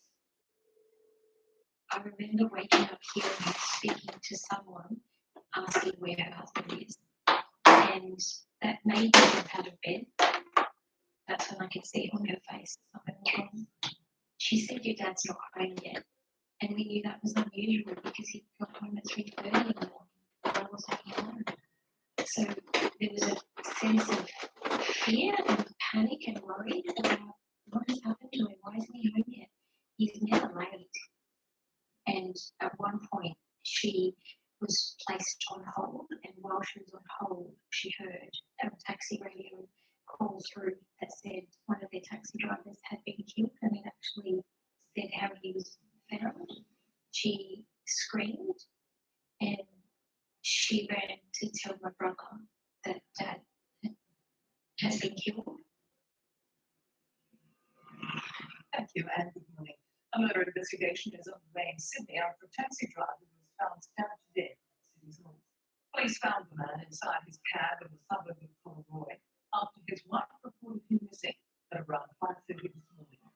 As we arrived, the uniformed police were there. They'd established a crime scene perimeter. Within that perimeter, a taxi cab was parked at an angle to the curb. The door was open. There was an extensive amount of blood. This was a very violent, vicious, and bloody murder. What police didn't know yet was that Ezedine's Okay, brutal murder looking at was me. directly linked to the Stephen Dempsey investigation, and the blood found in the car would be key. Following the autopsy, we knew that Ezedine Barnett had been stabbed some 37 times. His throat had been cut, and the cause of death was a stab to the heart. There was evidence of blood that is in the front of the taxi. And importantly, it was also observed that there were blood that is in the rear of the taxi. Obviously, that's an extremely important focus because in a violent encounter, there's always the prospect that the offender would also be injured. Amongst the blood-soaked taxi, one smear on the steering wheel that was a slightly different colour from the rest caught the forensic team's attention. Upon further investigation, it was actually revealed that smear contained two blood types. One blood type was that of the deceased, Ezedine Barnett, but the second blood type was from an unknown person. Then, 2 streets away, the police found the keys to the taxi.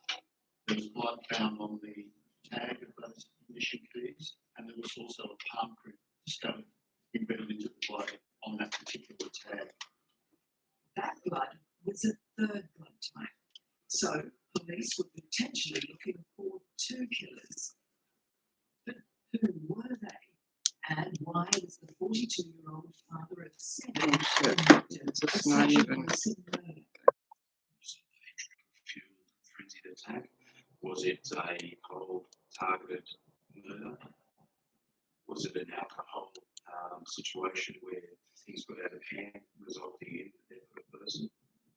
An obvious motive to examine in the first instance is robbery. However, the fact that we recovered some $276 in cash on the person of Ezedine Barnett led us to believe at that particular point that robbery probably wasn't the motive for this offence. So Unlock a sum of possibilities in a new Chevy. Expand your options and your perspective. Find your next adventure in a new Chevy.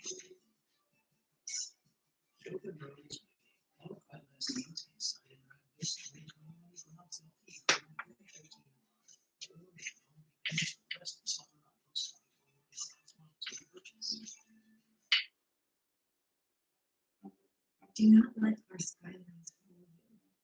The Old West is still alive here. It's a legacy of wild adventures. You'll find them painted on our walls and on occasion roaming our streets. Nature, it nourishes you in like a million different ways. That's why you should eat it up. Well, not that. Try this. Beach Nut Naturals. Nutrition grown by nature. Yeah, I know. Do not let our skylines fool you. The Old West is still alive here. It's a legacy of wild adventures. You'll find them painted on our walls and on occasion roaming our streets. Journey into the past and witness our history. Because in here you are not just a traveler. You are a time traveler. person of Ezedine Barnett led us to believe at that particular point that robbery probably wasn't the motive for this offence. So after we discounted robbery as being a motive, we looked at the victim himself, Ezedine Barnett. Dad was born in Lebanon. He moved to Australia for a better life. The way I I would describe him is that he was a gentle soul. He was so kind and so considerate, and he really loved being around people. But his biggest passion was his family. Diane was only 14 years old when her loving dad was brutally taken away from her and her 6 siblings. There's some memories that I have of him when we were kids. We would wake up in the morning and find a chocolate bar near our beds because he picked some up at the service station on his way home and delivered one to each child as a surprise. So, we didn't have much money, but he did his best to not allow us to see it by giving us things that we wanted. Diane's father's brave struggle for life in the back streets of Coleroy was only a 10-minute drive away from Deep Creek, where Stephen Dempsey had disappeared, presumed murdered. For such a quiet community, one murder was disturbing. 2 within 3 months of each other was unthinkable. So you come back to this motive of lust. Both men appear to have just been killed for the sake of killing them. As the search for the murderer of Diane's beloved father continued, I thought this was a monster. I thought there was a crazy person out there. The investigation into the disappearance of Stephen Dempsey had gone completely cold. But then a phone call provided a shocking breakthrough. Yeah, hi, I've just come back from a morning walk downtown last night and I've seen something really weird in the water. I don't know if that's skin or something like that. I don't know, a torso or something. We received a call at the office torso of a male had been washed up at the shore in Taylor's Bay Pittwater. Freaked me out, I didn't know what to do. I had a closer look. She'd be wrapped in wire. The torso had been quite meticulously wrapped in chicken wire with rocks attached, obviously in some attempt to weigh down the body. But obviously the torso had floated to the surface and been blown to Taylor's Bay. The torso had been found at a spot in Pittwater, only 40 minutes away from Deep Creek, where Stephen Dempsey's car had been found 5 months before. Looking at the torso, it was the torso of a person I thought at the time who was in the prime of their life. The person had obviously been very tall, and it reminded me a little bit in terms of the shape of Stephen Dempsey in photographs, but the state of decomposition of the torso was such that clearly, in my experience anyway, that body hadn't been in the water for 5 months if it was going to be Mr. Dempsey. The remains were taken to the morgue. Then the lie was removed from the body. There was a large wound that was evidence to the chest, and when we explored further, we found an arrowhead embedded in the torso's heart. It was the same type of arrowhead that police divers had recovered in Deep Creek 5 months before. Recovering the arrowhead was obviously a real turning point. The arrowhead was so perfectly embedded in the heart, it suggested the killer was a skilled hunter. And his expertise didn't stop there. The pathologist noted that the dismembering had occurred with a great deal of precision. He thought that whoever had done that dismember had medical training, or they perhaps worked an abattoir or a butchery to have done the job as neatly as they had. But what was puzzling was the state of the decomposition of the torso. The opinion of the forensic pathologist was that the body had suffered about 3.5 weeks worth of decomposition. Now clearly that didn't tally with the length of time that Stephen Dempsey had been missing for. So something had happened to that torso in the interim. It hadn't been out in the open. It had been secreted somewhere or hidden. The pathologist was of the view that the body had been kept in cold storage or something similar to preserve it. When the DNA results came back from the tiniest of blood found in the victim's heart, The detective's hunch was confirmed. The torso was that of Stephen Dempsey. We were relieved in a way. At least we knew what had happened to him. We had gone through trimesters of worrying and wondering what on earth had happened to him. But at the same time, we were just horrified. But what Peter and the general public were unaware of at that time was exactly how Stephen had died. That was deliberately withheld because clearly the only person that would know that information if it hasn't been disclosed to the public would be the person who's committed the offence. Amongst their been separate mysteries, the disappearance of Stephen Dempsey had now been reserved, and the discovery of a torso in Bridgewater by today, police have confirmed both of the same. It was a deep chest wound possibly inflicted by a knife, which caused Mr. Dempsey's actual death. His body then dismembered in a morbid attempt to prevent identification. Anyone with information is asked to contact Mobile Police.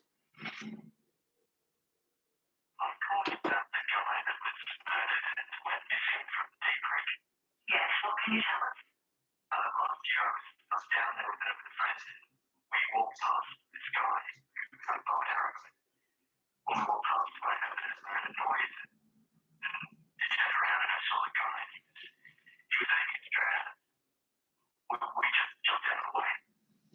You know, grabbed the big stick and I walked up to him and asked, "What are you doing?" And he said, "Just joking." He walked off. As we had not mentioned anything about bows and arrows in our meeting with us, and we knew, of course, how Mr. Dempsey had died, their testimony was of particular interest to us. And then there was more. It's about 5'9", 5'10". The caller's hobby and his eye for detail were a godsend for the detectives. What if your dentist stopped bugging you about flossing? What if you could brush and floss at the same time? Now you can with the world's first flossing toothbrush, the Waterpick Sonic Fusion. It's the only device that lets you brush and floss at the same time, and it's so easy to use. Best of all, it's clinically proven to be twice as effective as regular brushing and flossing. Help keep your smile healthy between dental visits with Waterpick Sonic Fusion. Go to waterpick.com. At Southern New Hampshire University, we never stop celebrating our students. From day one to graduation to your dream job.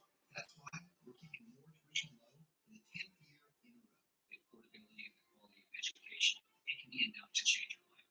As a nonprofit university, we believe in making college more affordable for everyone. Southern New Hampshire University is just an amazing experience. Find your degree at shu.edu. Every brewer does it a little differently.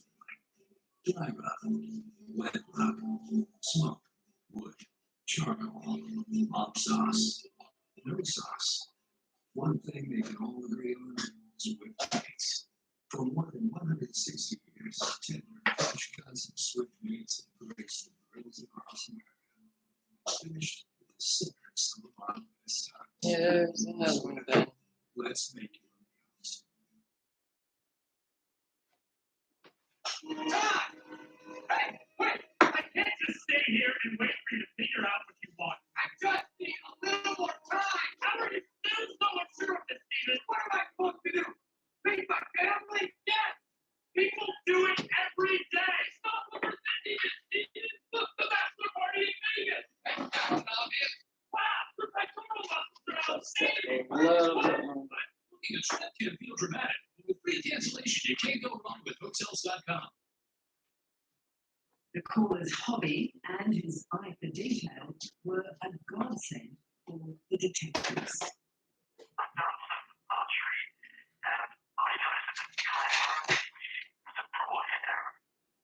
That was the same arrowhead that was recovered from Mr. Dempsey's torso, and it was also the same arrowhead that was on the arrows in the quiver that was attached to the bow we found at the bottom of Big Creek. It was an important bit of information because now we had someone looking through the reserve at Deep Creek in possession of the bow in the very area that Dempsey's reported missing. The detectives were a step closer to their prey, but they still didn't have a name to put to the killer. So they made a strategic decision to release the real truth about Stephen's death. 34-year-old Stephen Dempsey's torso was found floating in Bitwater last December.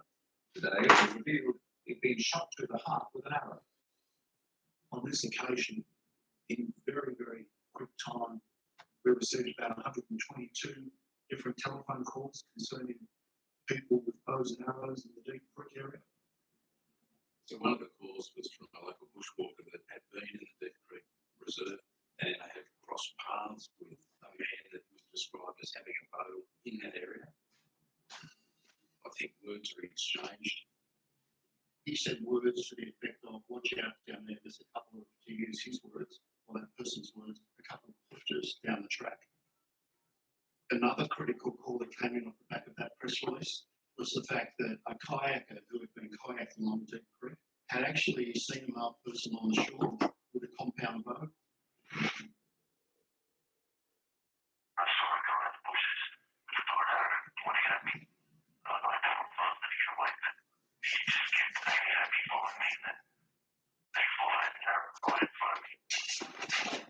Of those 122 phone calls, 5 mentioned the same person. Richard Leonard, who was someone that had been known to frequent the Deep Creek Reserve, that was known to have gone hunting fish with a compound bow. Who happened to be 5'10" tall and used to be an avatar worker. So clearly, at that point in time, he became a real focus of the investigation. The investigation into the murder of gay man Stephen Dempsey by a compound bow had led to a number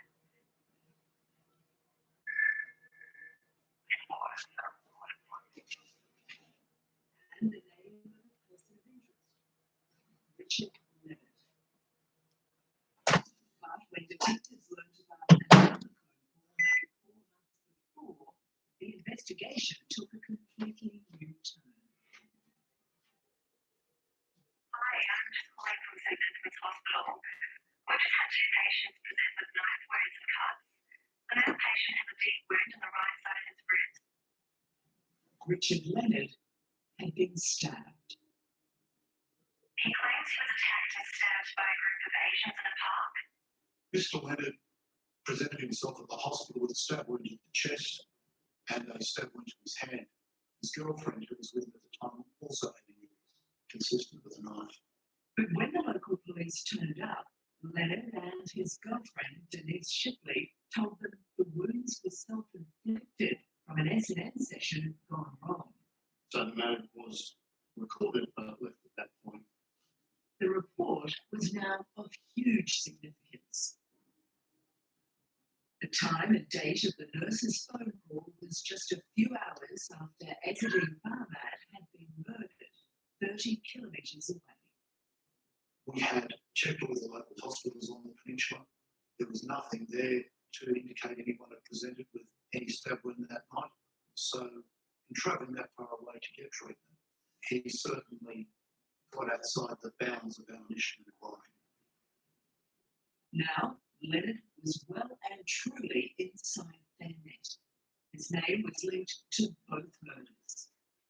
During one of the visits from the detectives at our home, I remember that they broke the news that they were getting closer to the murderer because Dad fought really hard, and at some point during the struggle, Dad grabbed the knife from the murderer and he stabbed him back.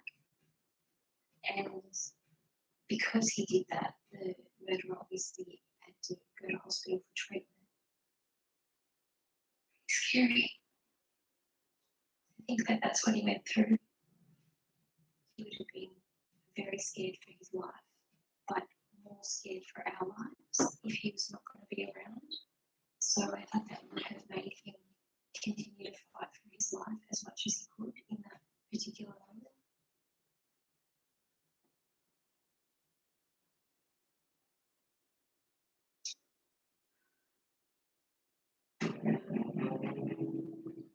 So this is the first time we make a tangible link between the two homicides, and that Richard Leonard and Denise Shipley may have been involved in both offences. As a result, police were granted a search warrant at Richard Leonard's home. Nothing of any great evidentiary value was found, but he agreed to accompany us to Manly Police Station, where we told him we wished to speak to him about the murder of Mr. Dempsey and Mr. Bunn. Our intent at that particular point in time was to purely put the allegations to him. He was completely unfazed, unshaken, and came across as very calm, cool, and collected. Do you agree? I told you that you're making comments in relation to death and Stephen Dempsey. Yes, that's correct. Do you agree? You told me you don't wish to say anything in terms of that. Yes, that's correct. Do you agree in other conversations we've had? You told me that you once had a photo when you were living at Silver Street over yes, that's correct. Do you also agree? You told me that the arrowheads you used were arrowheads called Watkins. Watkins. Have you ever used warheads? Not at all. Leonard was so arrogant that he thought he could fool the detectives, but they weren't buying it. When they visited the house Leonard said he used to live in at Coloroy Plateau, they had spoken to his ex-neighbour. He would often observe Richard with a compound bow in hand, and he would fire hunting arrows at the large tree that was in the backyard of that house. And when the scientific police inspected that tree, they actually recovered a broadhead arrow from the tree trunk, which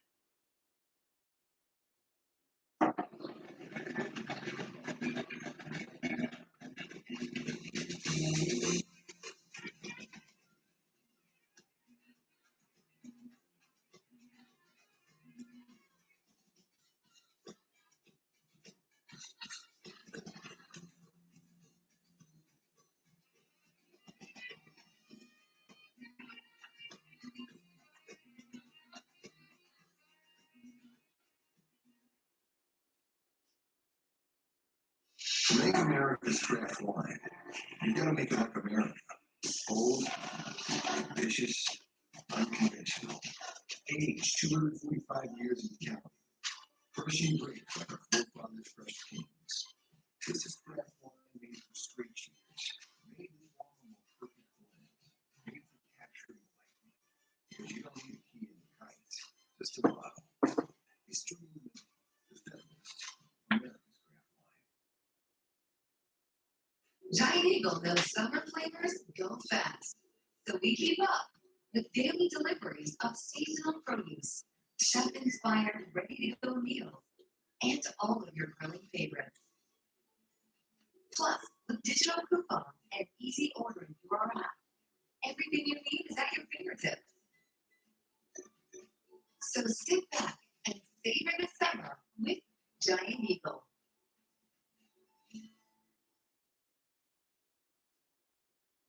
Don't miss Sleep Outfitters gift card giveaway days. Get up to $300 on a mattress rewards card free with all mattresses, all models, and all sizes. Get up to a $200 gift card with Sealy mattresses starting at just $199. Get $200 with all Sturgeon Foster mattresses as low as $34 a month, or $300 with all Tempur-Pedics as low as $36 a month, with interest-free financing for up to 5 years. Get free Premier delivery and up to $300 free only during gift card giveaway days. Now at Sleep Outfitters.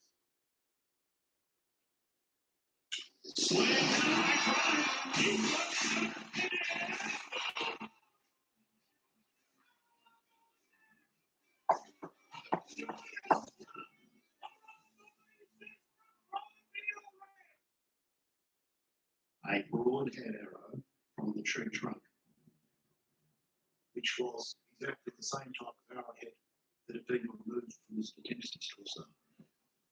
It was an amazing find, but the detectives needed a lot more to put the evil double murderer of Stephen Dempsey, visiting Barman, behind bars.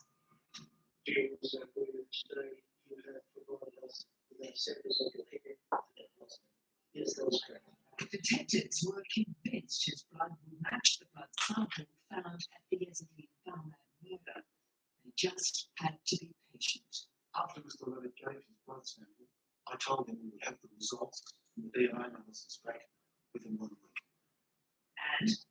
continued to be copied.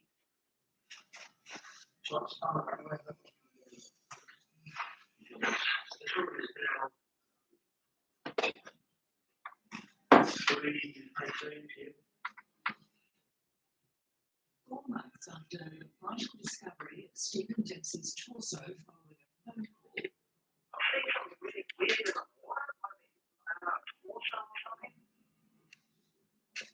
and 5 months after the stabbing death of the loving husband and father of 7, Ezedine Barnard, police were confidently linking the 2 murders to one person, Richard Leonard. But the detectives needed proof that the brash young man who'd come in for questioning was their vicious killer. He was Williams doing, you have provided us with a set result of every. Yes, that was correct. But before the results came back, Detective Lynch received a phone call that was totally unexpected.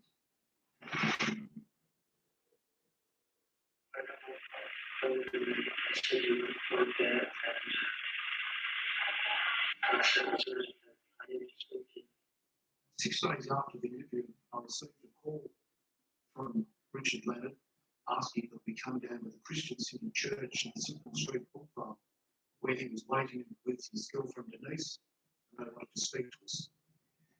It was the day before the blood test results were due back. Both Richard Leonard and Denise Shipley presented themselves to the local pastor and confessed that they'd both been involved in the murder of Stephen Dempsey and the murder of Ezedine Barnard. Aside from his shaved head, which was part, he said, of a cleansing, tell-all ritual that he'd been through, one of the most appreciable differences I saw in Mr. Leonard when I met him on that second occasion at the church was that his demeanour had changed almost completely. He'd gone from very controlled to very contrite in a short period of time. But his repentance was not an apology. I understood what he was doing when he was doing it, because the next day he came on. It was a perfectly logical thing to do, because the ego, the massive ego that he had, he was smarter than everyone else in the world. I don't think his ego would have been capable of putting up or living with the notion that the police had actually caught him. So Richard Leonard and his girlfriend Denise Shipley were arrested and brought back to the police station for a long night of questioning. In relation to the murder of Ezedine Barnard, Mr. Leonard said that he and his girlfriend had gone to the city that night. We had what's called a round microdrive, which is for the LSD. They walked around the place and then decided to catch a cab home. I had enough money to catch a bus back. So it's really sure we want to get a taxi.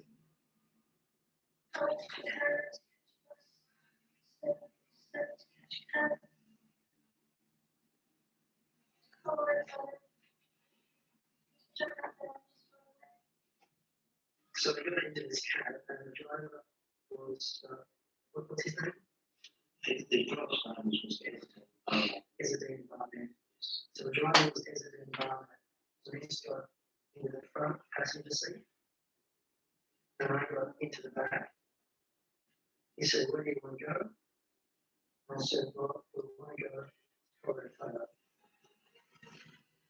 We pulled up in Full Street. And he told us the price of the fare. And so I pulled out my knife from the inside pocket of my jacket and put the point of the knife to the driver's neck and said, don't move. And the time I said, don't move, he grabbed the knife out of my hand, and then everything went completely insane. I was sitting out in checking with both his hands, nothing in my hand. Do they have a Hands everywhere. Straight to the elbows and the arms. It was making those noises.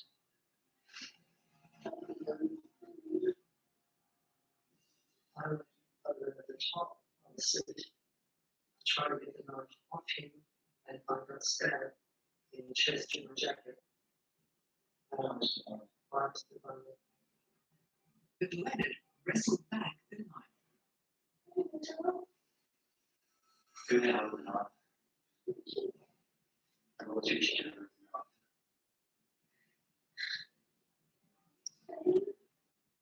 Turn Raiders game. The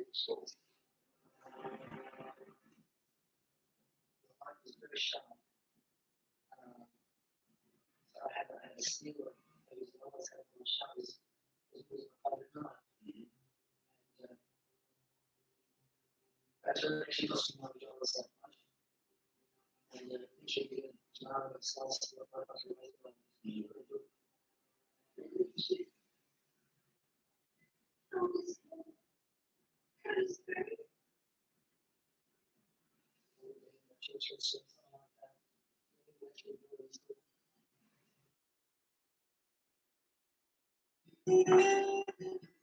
Someday, we'll be married.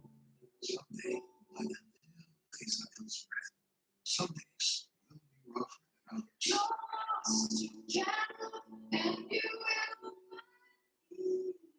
Someday, 50 years will go by, and I'll ask you to marry me all over again. Get zero down special financing with the K Tours credit card. Eva's a great driver, and she deserves car insurance that puts her in control. That's why root insurance bases rates primarily on how you drive. You're braking, you're turning, how much you drive, or how little. While most insurance companies rely solely on things like your age, education level, and zip code, with Root, your driving is the #1 factor we use to give you a better price. Learn more at joinroot.com.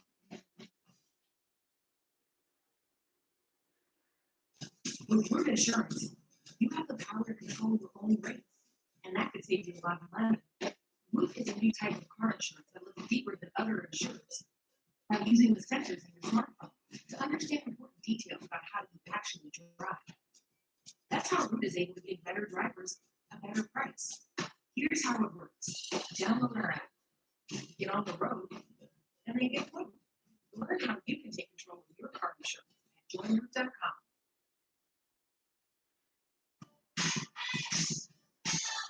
Unlock a summer of possibilities in a new Chevy. Expand your options and your perspective. Find your next adventure in a new Chevy. Open roads, all of my last leads can sign and ride this 2021 Renault LP for around $350 a month. Or the only answer the rest of summer on those 2021 South models you purchase. Some of us were born for this. To protect, to help save.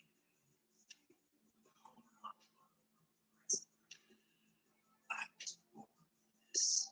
And now it's prime time. I thought it was Thursday. All right, it is. I thought it was last Thursday. Something like that. I think that's really easy. And as I was getting out to this canyon, she took the keys out of the ignition because like the engine was still running. And I said, run. Having killed Mr. Barber, Mr. Leonard and his girlfriend Shipley ran down the road. There, they decided to discard the keys, and they went to a nearby public toilet, looked themselves over. They realised Mr. Leonard was quite seriously hurt, and both of them had cuts. He said, his chest, cut his chest. They divided themselves up, walked home, got in a car, and then made the decision to drive to a hospital that was some distance away in order that they could have their injuries treated. It was there Leonard told a nurse he'd been stabbed by a group of Asians, and believing he was a victim of crime, she rang the police. and Richard Leonard's name was recorded forevermore. Without feeling or regret, Richard Leonard had confessed to the murder of taxi driver Ezadine Barnard. I was petrified when I learned what he did to my dad. So to then learn what he's done to my man. How does a person like that exist? But while her dad's evil killer admitted to murdering her father, he told detectives the killing of 34-year-old Stephen Dempsey was self-defense. All right, so you've gone into the cave there. You've seen Dempsey urinate. He smiled at you. You've come outside. What did you do then? He came out and he stood over here. And he said, "Looks like the guy's there." And I said, "No, I picked him up on that." I said, "Don't come over here. I'm going to shoot him." And he said, "I want to look at him." And he said, "I'm going to walk towards you now." Mr. Leonard put forward a defence basically that he'd been outraged and frightened from a homosexual advance that he'd received from Mr. Dempsey. But it didn't come any closer than I felt threatened. But that defense of provocation was blown right out of the water because the police had one very important piece of evidence, a phone call that Leonard had made to a male brothel.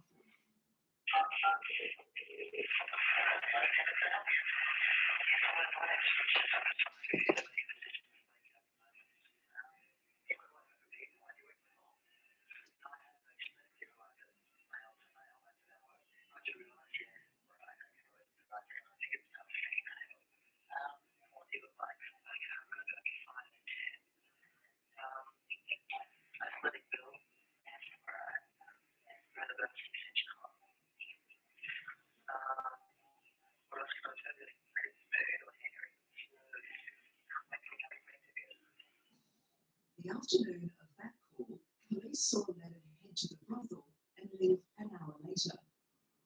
So we knew that the feigned outrage that he was showing with regards to a homosexual advance that he received from Dempsey really didn't weigh up to be too much.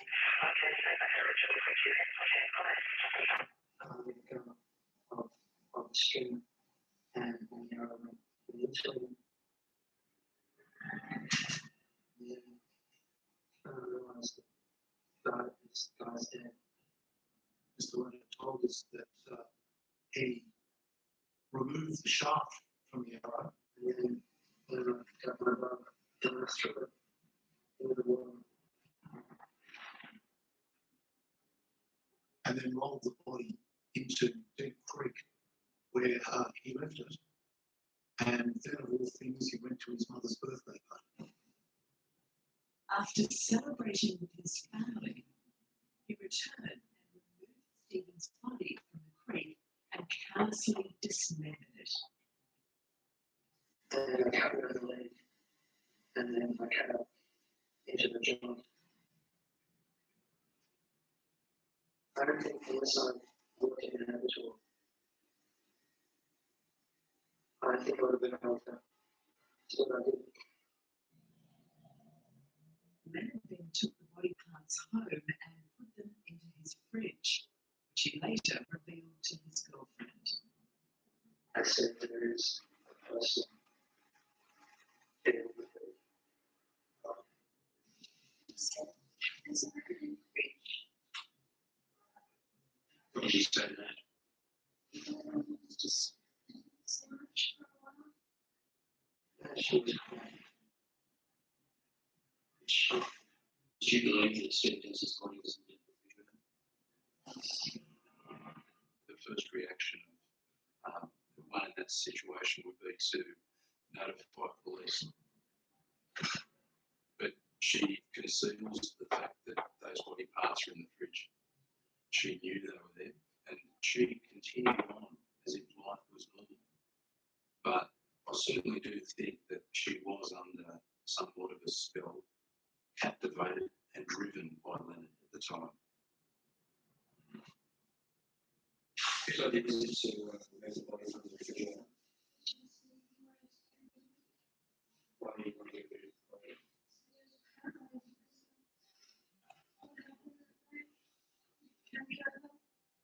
I got it for a while, and I carried two parcels in sheets down and put them into the body with wire ties and a pair of pliers. And what were those two parcels you were referring to? That will remain in investigation.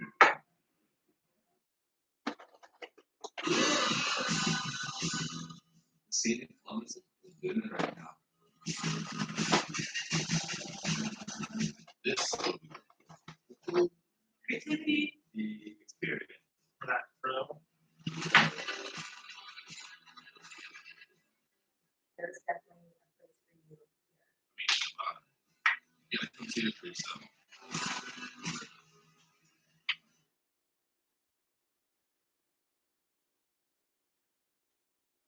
The scene in Columbus is doing it right now.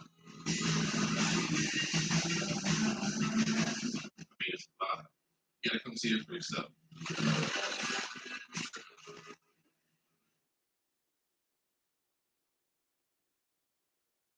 Canine osteoarthritis is a painful disease that can affect your dog's mobility, even at a young age. And if he can't climb the stairs, who will check under the bed for monsters? Galliprant should not be used in dogs who are allergic to Graviprant or with other anti-inflammatory drugs. Tell your veterinarian if you plan to breed your dog or if your dog is pregnant, nursing, or has heart problems. Galliprant may cause vomiting, diarrhea, decreased appetite, and tiredness. Help protect those moments that matter. Every brewer does it a little differently.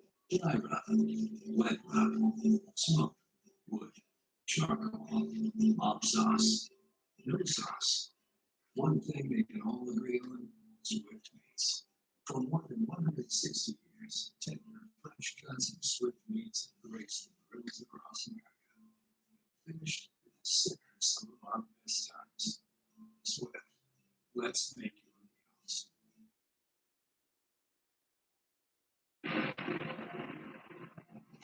He then left Denise Shipley on the shore and he motored out into the middle of the water and disposed of Stephen Dempsey's remains in the water. Obviously, in the hut, they never been discovered. 3 weeks later, they were. I've seen something really weird in the water. Maybe, I don't know, a torso or something. That call sparked a chain reaction of other vitally crucial phone calls.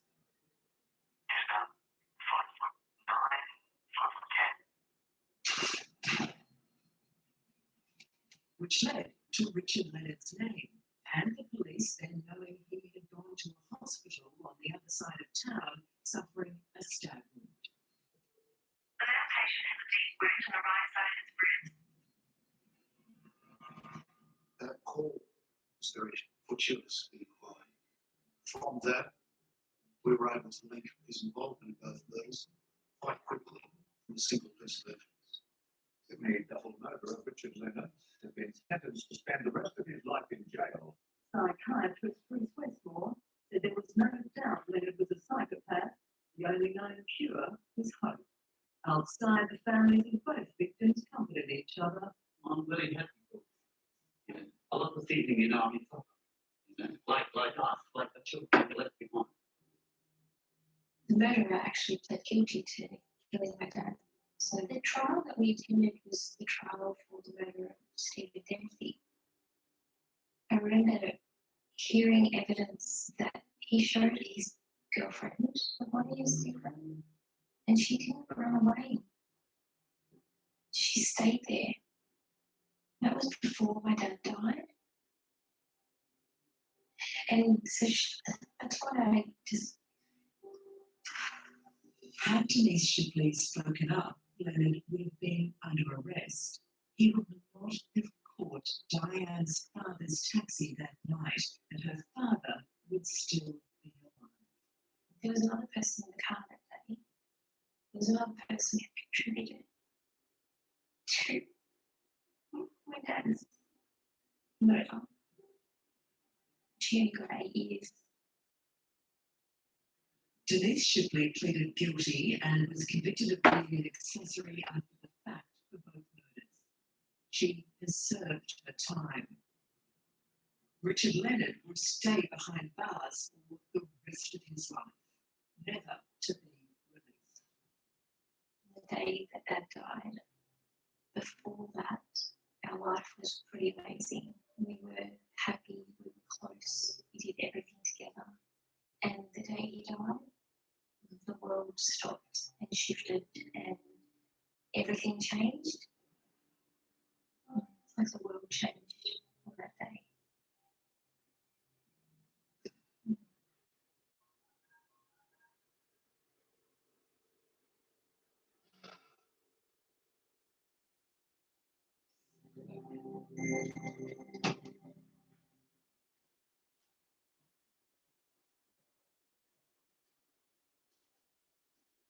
Even on the most hectic days, we all want our kids to grow up and be healthy. We even let children's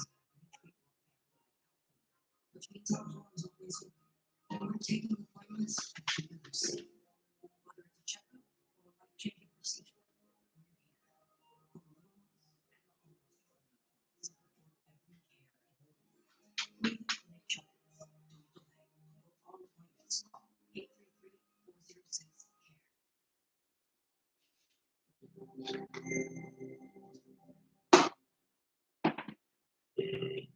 Our phones are now the center of our lives. They track our every move, our every call. Police emergency. And for police, they have become the key to solving crimes. This series is about the unique calls that cracked open Australia's most shocking murder cases. It's taken a sinister turn. Voices from beyond the grave. Calls you've never heard before. The amazing stories of how today's telephone calls brought Australia's most horrific murderers to justice.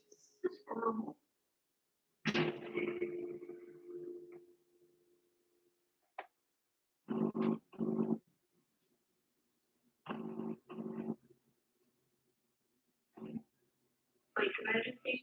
What's the emergency, sir?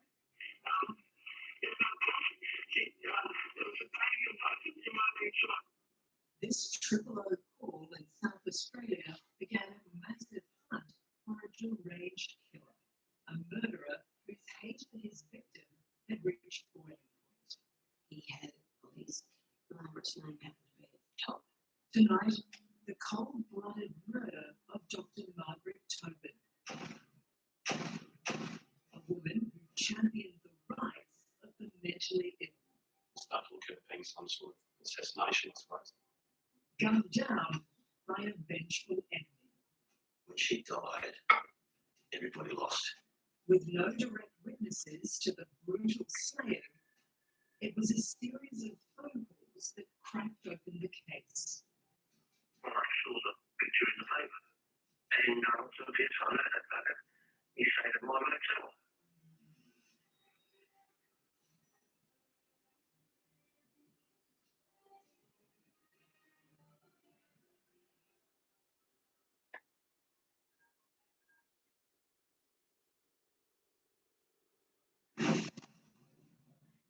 October 14, 2002, 400 people working in the city centre building in Adelaide.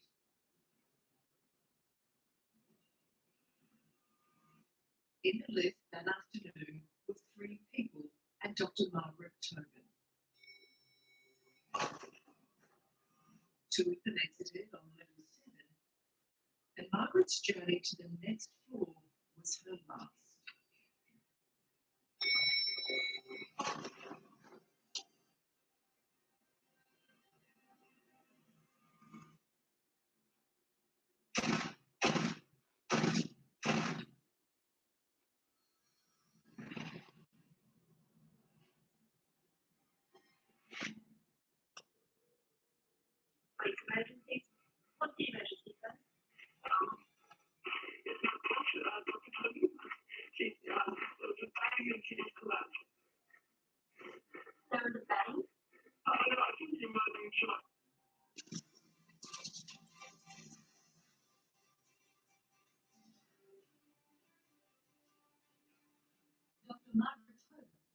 Australia's Director of Mental Health, shot at close range as she stepped out of the lift. She said, Margaret's been shot and I couldn't save her. I just kept thinking, maybe this is just not real. This is something you see on TV. It's not really happening. It can't be my sister. Can't be. She can't be dead. They tried to save her and they couldn't. I first heard about the shooting from my boss of the time. I was in a cab. She called me to say, don't come into the building, Margaret's been shot. It had such a marked impact on everybody who knew her. All we knew that a person had been shot, there'd been a number of shots fired, wasn't sure where the shooter was, who the shooter was, or how many were involved. That building probably housed 300 or 400 people, many of whom were hiding behind desks, not knowing whether or not someone was running amok. The priority was to lock down the building. Everyone inside was now either a witness or a potential suspect.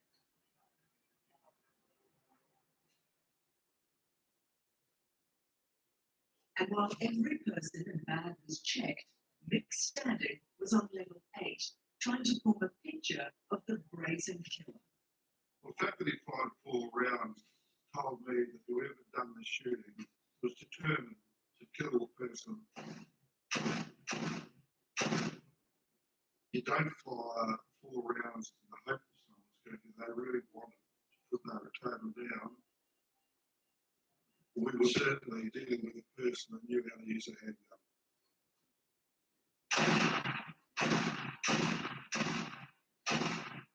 So given the identity of the person involved, the head of the mental health in South Australia, it started to look at it being some sort of assassination. Which is funny. My first best friend and my soulmate lives at the phone. It's a caring and loving relationship. Margaret Tobin had been married to Don Scott for 13 years. The eldest of 8, she was a born leader. She knew what she wanted to be when she grew up. And the word go, and she said, I want to be a doctor. And she did. At the time she was going down, Dr. Margaret Tobin was working tirelessly to improve the lives of the mentally ill. But while she was a breath of fresh air for many patients and their families, there were those who didn't like challenging their more institutional ways. Margaret was very passionate about her role and she took her job very seriously and she made enemies in her job. We know that. And a lot of people didn't agree with what she was doing. Margaret got under the nose of a lot of people, so yeah, you were looking at the possibility of disgruntled clients, disgruntled employees, ex-employees, who would know?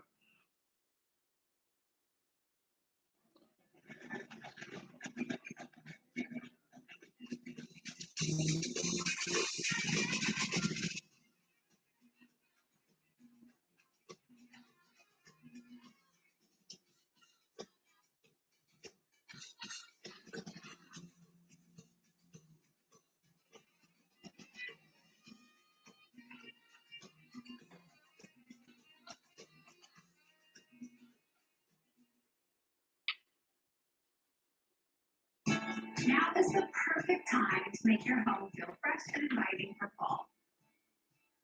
Create a space of inspiration with our new fall collection. Studio Heat designed for threshold, only at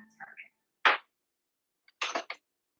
Introducing 48 square centimeters of learning potential, flawlessly designed, undeniably versatile, unlimited 2% cashback. This is the card built for real life. You're going to be a drummer. Yeah, she is. That's going to get out. Right. The new Wells Fargo Active Cash Visa credit card, unlimited 2% cashback on purchases. That's real life betting.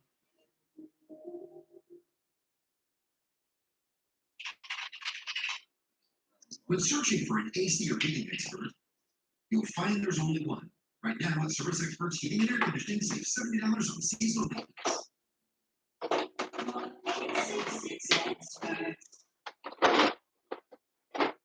Keeping your smile healthy between dental visits is important. Waterpick Sonic Fusion allows you to brush and floss at the same time. Brushing, even with an electric toothbrush, only gets the surface. But Waterpick Sonic Fusion thoroughly cleans those areas that other products miss. Plus, it's clinically proven to be twice as effective as regular brushing and flossing. It's one step to a complete clean. Keep your smile healthy between dental visits. Learn more at waterpick.com. Who would know? The police were at a loss. Not one person on the 8th floor where Margaret Tobin had been shot could get any clue as to what the killer looked like. Frustrating the fact that no one saw anything. You think you should check that's the way this is going to run for a difficult investigation. Worse still, there were no electronic eyes in the building. There's CCTV surrounding the building, CCTV around the wall. The building itself, there's none, so certainly you can't get a good identification of what's happened in the area. So police went back to those who were with Margaret on her fatal journey, hoping they'd remember something. Think about how many times you've been to lift and describe the people that you didn't know. No one takes any notice. You get in the lift, you go to where you're going, and that's it. Fortunately, someone did remember the stranger in the lift. His information then led to an identical photograph being produced. Police want to speak to this man who travelled in the same elevator as Dr. Tobin. It's possible the killer was a professional hitman. The bearded assassin had also been seen earlier that day by Margaret's good friend. I remember quite starkly going to get my coffee, and it was drizzling with rain. And I got into the lift, and this chap got into the lift. He was standing next to me, and I looked at him, and we had eye contact, and we actually made conversation about the weather because he had raindrops on his jacket. And I was thinking he was a courier or something like that because his jacket was bulky. And then I got out on the seventh floor. In hindsight, it came to me that he followed me into the lift to actually ascertain whether I was Margaret. And clearly he was either casing the joint or he was stalking her. Dr. Margaret Tobin was an inspiration for the many who wanted to see change in mental health. She was also an adored big sister. Margaret was a very caring and very loving person and very encouraging towards me to make the best of myself. Now her tower of strength was gone. Margaret was dead. Blatantly shot 4 times in the back, and police were at a loss as to who murdered her. The person who is responsible for the shooting, we don't know who he is. We do not have a suspect at this time. All they had was an identikit photo to go on. I cannot tell you how the killer made his escape. Where he was now was a mystery, and according to the hundreds of calls coming in from the public, he could be anybody and be anywhere. There was a lot of information came in from the public. At that stage, we were following everything and anything with hope, fire and shoot. And you always hope for that. One crucial call is going to turn to course your investigation, and we got it. Came through.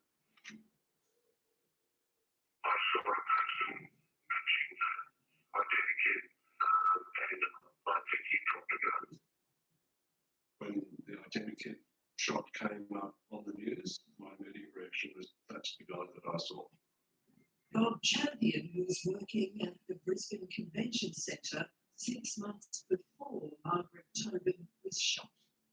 On that morning, I slipped out of the conference room out onto the terrace between the hotel and the convention centre to have a cigarette. heard a strange clattering noise on the ground behind me on the concrete, and I thought that sounded like a gun. So I spun around and had a look in that direction and locked eyes with a gentleman who was squatting down on the ground, tucking something back into the back of his trousers. I was a sound engineer at the time and commented on the sound that object made that sounded like a gun falling onto the ground. I'd recently just been working on a movie where there were a lot of guns involved, and I was listening to them being dropped on concrete on a regular basis. So it was a sound that was fairly in the fore of my mind anyway at that time. The manic look of the man was also unforgettable. He looked a bit wild. You see the whites of people's eyes and you get that impression they're either terrified or they're about to kill you or something. So my immediate reaction was, don't look at him anymore, turn around, which I did. But the incident had happened 6 months before Margaret was shot and over 2,000 kilometres away from Adelaide. The questions are, is this even related? Was Dr. Toby in Brisbane? And it just opens up a whole series of questions.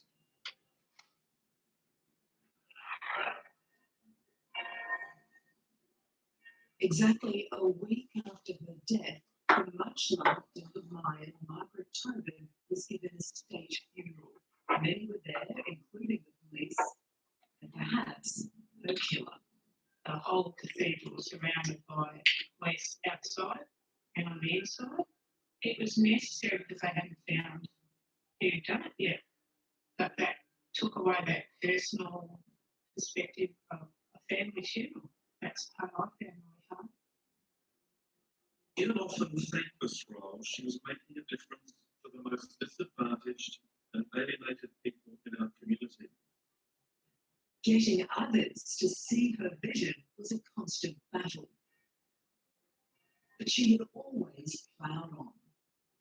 She wasn't worried about getting people outside. She was worried about doing a job and doing the right thing. Otherwise, she would have done it. Boston.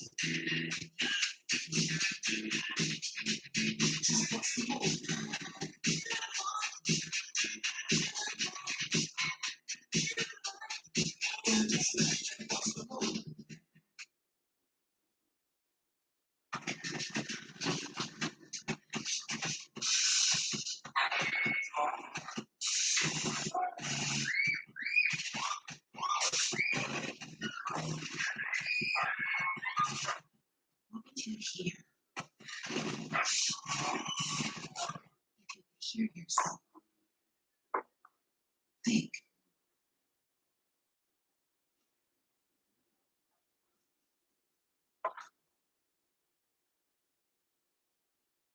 Canine osteoarthritis is a painful disease that can affect your dog's mobility even at a young age. And if he can't climb the stairs, who will check under the bed for monsters? Galliprant should not be used in dogs who are allergic to Galliprant or with other anti-inflammatory drugs. Tell your veterinarian if you plan to breed your dog or if your dog is pregnant, nursing, or has heart problems. Galliprant may cause vomiting, diarrhea, decreased appetite, and tiredness. Help protect those moments that matter. Valvoline's first breakthrough in motor oil was introducing it. It reinvented it ever since. From the first high mileage oil to the first synthetic. There are those who choose times and those who try them. In today's digital world, uptime is money, and issues can cost millions. That's why over 13,000 companies and more than 60 of the Fortune 100 rely on PagerDuty to identify issues and automate responses for fast resolution. Yeah, like that. Keep your business always on, customers happy, and protect your bottom line. PagerDuty, ready for anything in a world of digital everything. Be the right thing. Otherwise, she would have done it. Dr. Tobin was implementing some changes in the mental health system in South Australia. As a result of that, 2 brothers were nominated by Mental Health Services as being priority people for investigators to check. They've been involved in some incidents at a mental health hospital. Their general description fitted the photo fit, and so that heightened the need to actively check that information. There was also firebombing at the mental health institution, and there was a lot of hate mail that was delivered to mental health that revolved around Dr. Tobin's changes. We have to investigate all threats that have been made against Margaret Tobin. I don't think it numbered 100, but it was pretty close. But by far the strongest link they had was the phone call that alerted the detectives to the strange goings-on of a man in Brisbane. The bearded, long-haired man not only fitted the identikit, but he had allegedly dropped a gun. After the incident out there on the terrace, I reported it to the security of the convention centre. They went out through the back way down and they were able to get a glimpse of him getting into his car. They took notes and wanted down in areas of the book. Police also discovered that on the day this man was sighted at the convention centre, Margaret Tobin was a keynote speaker at the conference there. Once I had the information that Margaret was at the conference, we had to identify the person who dropped the gun, because the possibility of being the same person, Mr. in Queensland, come to Adelaide. It's a very strong possibility it was the same person. Dr. Margaret Tobin had been laid to rest in Adelaide, but questions about her callous murder were still unanswered. We said, who is it? Who was it? Margaret was doing such a great job. Why would someone want to kill her? Someone shot her in the back 4 times. Well, that can't be an accident. Police agreed, and in response to their television appeal about the assassin, there were hundreds of calls and leads. But one from Brisbane was gathering speed. Bob Champion thought he recognised the man from the identikit, even though he saw him 6 months earlier.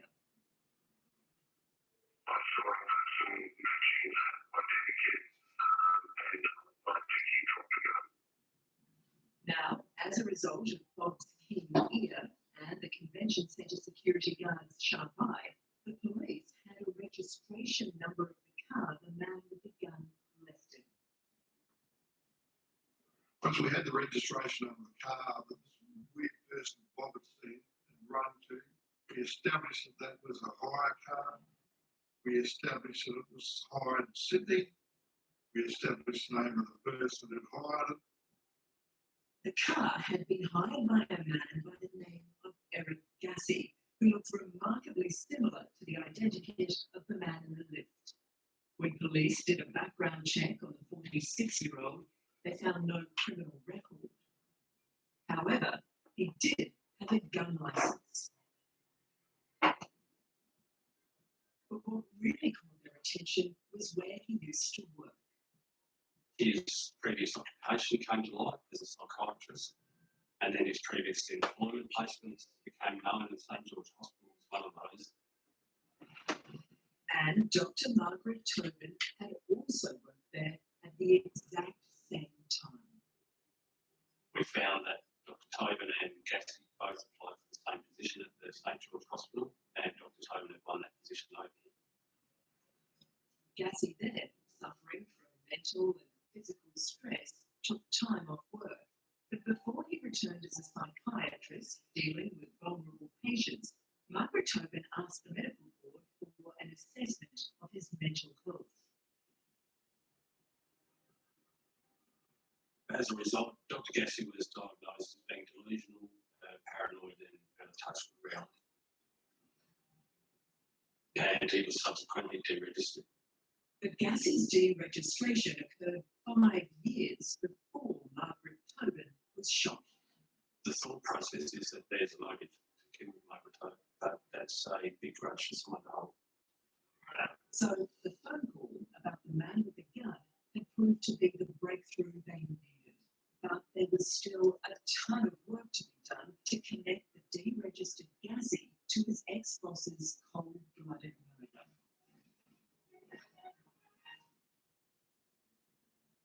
We certainly didn't have anywhere near enough evidence to go to Sydney and arrest and show that we even a lot more.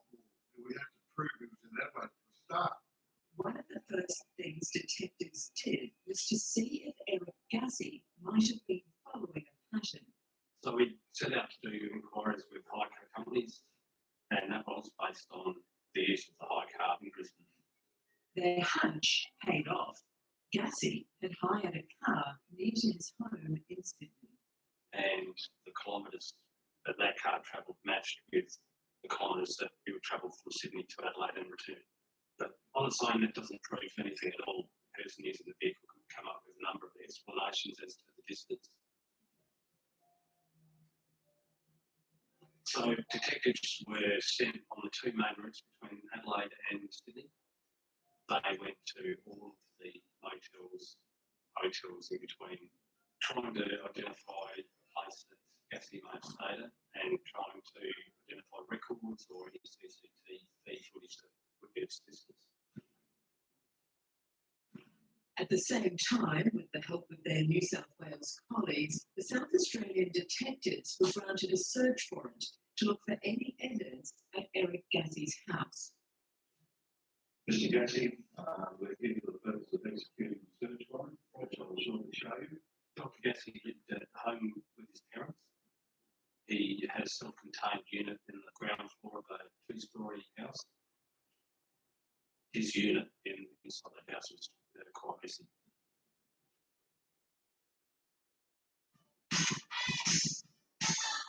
Unlock a summer of possibilities in a new Chevy.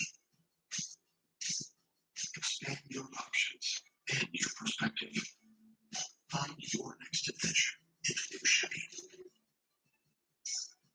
Over roads, all five seats inside drive this street from southeast for 350 or make payments for the rest of summer on those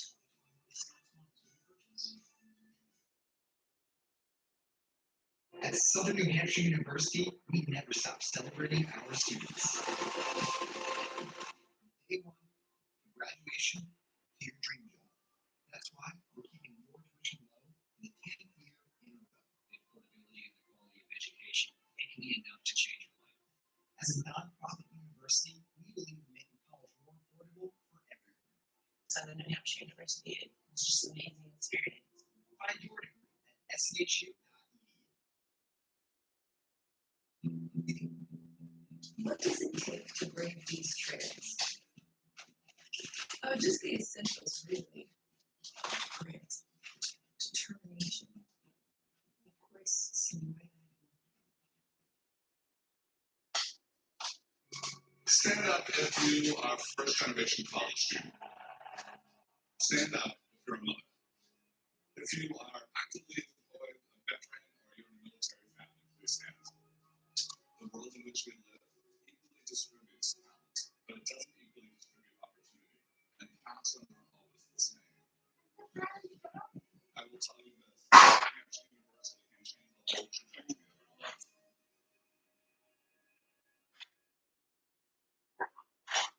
By having this true path and this width, it helps the eye line up.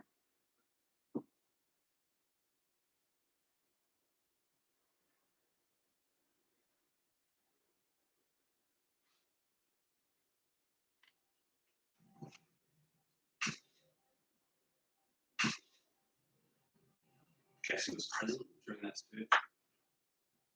He was calm, didn't look Interestingly, he was clean shaven. I just thought that he was going out of his way to be too cool, too calm. That's what I thought. Because the police come to your house and they said, we believe you've committed a murder, we're going to search. You stand there with the arms folded and say nothing. Not a normal reaction. Perhaps it was because Eric Gazzy knew about the phone records. During the course of the investigation, one of the things naturally you do is we look at his phone records. And there was a call on the record coming from the premises on the night of the murder.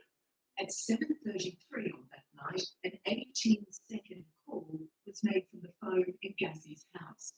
The only person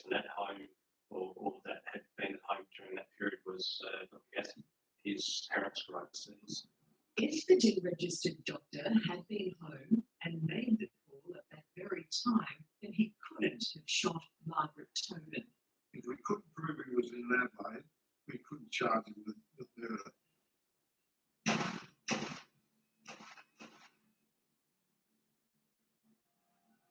When their much admired colleague Margaret Tobin was brazenly shot dead, a Triple O call ignited a murder investigation in Adelaide.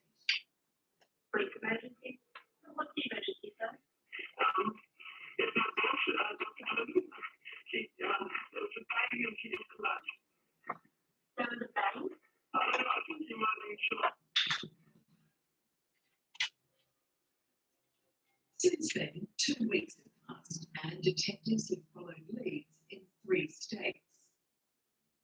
As one team drove from Sydney to Adelaide trying to find evidence that proved Eric Gassy had been on a murderous journey, another was searching the house where he lived with his parents in Sydney. There was certainly a lot of material in there to go through. There was a safe found inside, and that safe was open, and there was 2 lock pistols located, ammunition and gun parts. Is there any other weapons that are in this room, Mr. Gassy? Using firearms?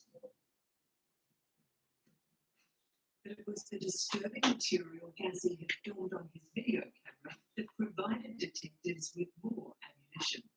A number of videos that you've had here, which we started to look at some of them, we believe they're relevant, so we've seized them all.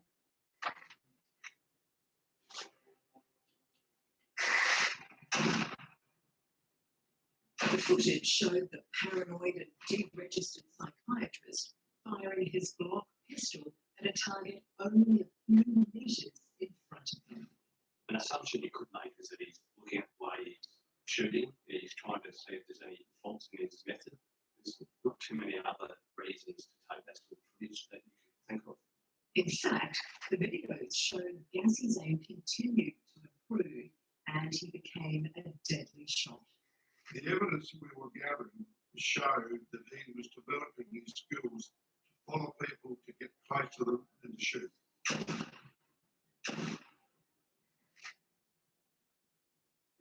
Detectives also found something else in Gassy's flat, a calendar.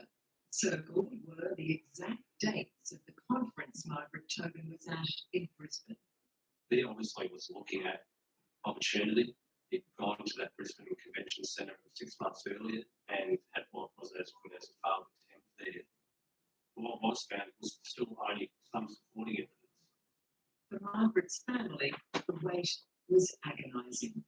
I remember Nick telling us about, how they found a suspect of interest, but at this stage we can't arrest him because we don't have enough evidence. So that was frustrating because you think, well, if he's a suspect, why can't you, bring him in and do this and do that? Would that be possible? Police were doing all they could to nail Gassy. But the Glocks found in his house couldn't be directly linked to the murder because Gassy had polished parts of the gun that destroyed any chance of comparison to the shell casings found at the crime scene. And his alibi about making a call in Sydney on the same day Margaret Tobin was shot dead in Adelaide couldn't be disproved. We couldn't come up with an explanation as to how the call was made, or in fact if it was made. Then a breakthrough. The team checking motels from Sydney to Adelaide called with incredible news. Yeah, we're in a place called Balranald. This motel up here, and she remembers a bloke from a couple of weeks ago. Balranald is a tiny town in New South Wales, 850 kilometres from Sydney and a further 5 hours drive away from Adelaide. A couple of boys got to a little place called Balranald. They went to a place called the Shamrock Motel and they struck gold. The owner of the motel remembered a guest who arrived late one afternoon.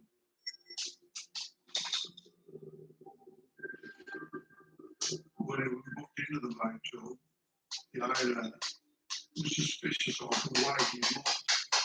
He several pills with Mr. Shepard, the black hair beard, sweating quite heavily.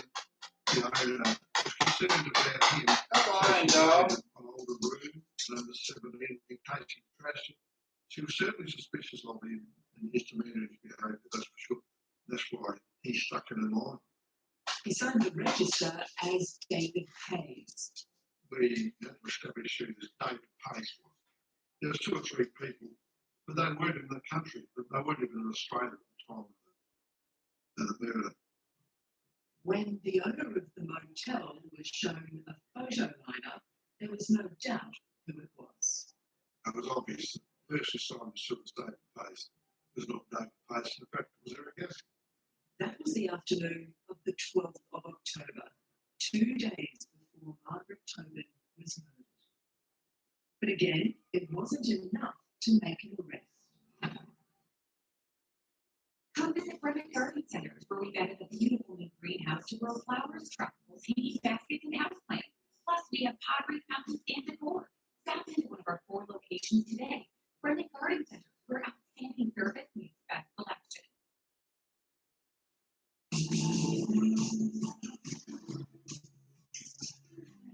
Heading back to school is more exciting than ever. And when kids have what they need to move forward together, anything is possible. Cool. Stand up if you are first generation college student. Stand up if you're a mother. If you are actively deployed, a veteran, or you're in a military family, please stand. The world in which we live equally distributes talent, but it doesn't equally distribute opportunity, and paths are not always the same. I will tell you this, Southern New Hampshire University can change the whole trajectory of your life.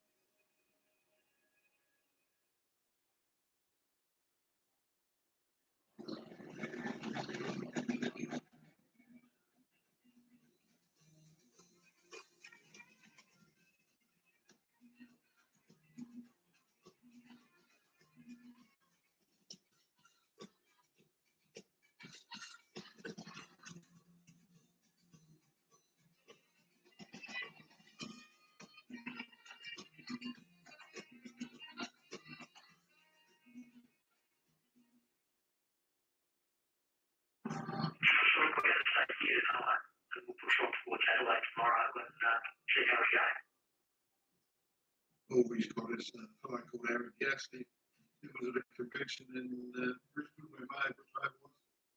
And about around a couple of days before a murder. Coincidence? Well, please yourself to think that, I know, we thought, but we had to get him in Adelaide. And that was the next step, was to prove he was in Adelaide. It was essential. What the detectives had also discovered at his house was troubling. During the search of his unit, there was a number of papers located, or in fact, a folio of papers located. There's two items with some cut-out pictures from the magazine or whatever, handwriting. Amongst those was a list of psychiatrists. They're on sheets of paper with pictures and handwritten notes. All of those featured were involved in one way or the other with Gassie's deregistration. Is that your handwriting on those documents? Gassie had a list. Margaret's name happened to be at the top. And there were a number of individuals on the list who we thought were responsible for what happened. Hell no, Sean. It did add extra concern to Hey, Sean. the investigation. Let's see that. Others would be at risk. Check this out. It appeared that Margaret Tobin, a woman who championed the rights of the mentally ill, was herself a victim of a deranged and delusional mind. I'm good now. Gassie blamed Margaret for the loss of his psychiatry registration. Margaret was just doing her job, managing him out of that work environment because it was unsafe for patients. And then paid with her life for that.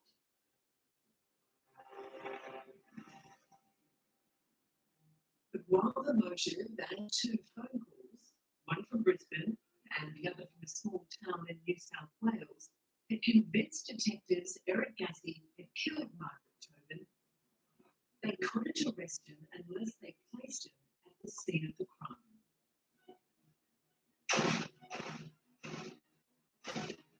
Luckily, they were getting closer.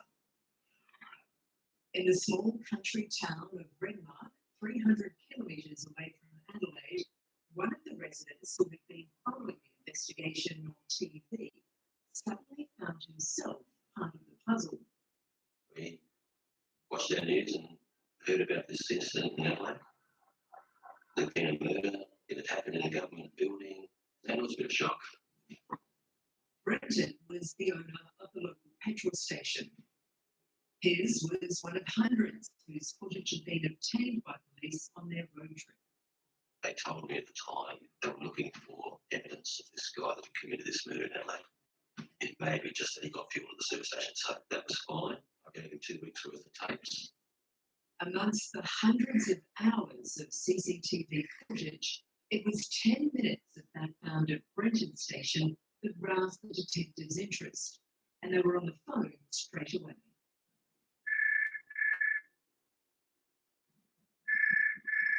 Our phone rang very early in the morning, before 7 o'clock it was in fact, and it was a police officer from Adelaide, and he informed me that the guy they were looking for was on the tapes, so he wanted to come up and talk to me about it. When Brenton was shown the tape, the day came flooding back to him. I was on behind the counter, so I was serving, and I remember the incident quite well because we had a lot of problems with shoplifters. So I was watching him while trying to serve this other customer.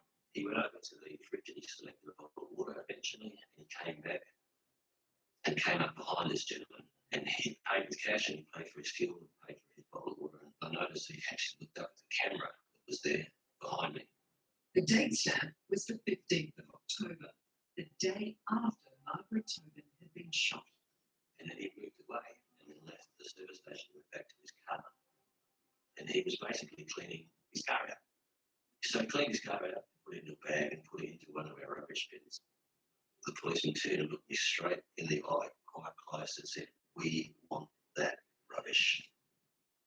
Could Gassie have been the bearded murderer in Adelaide on the day before?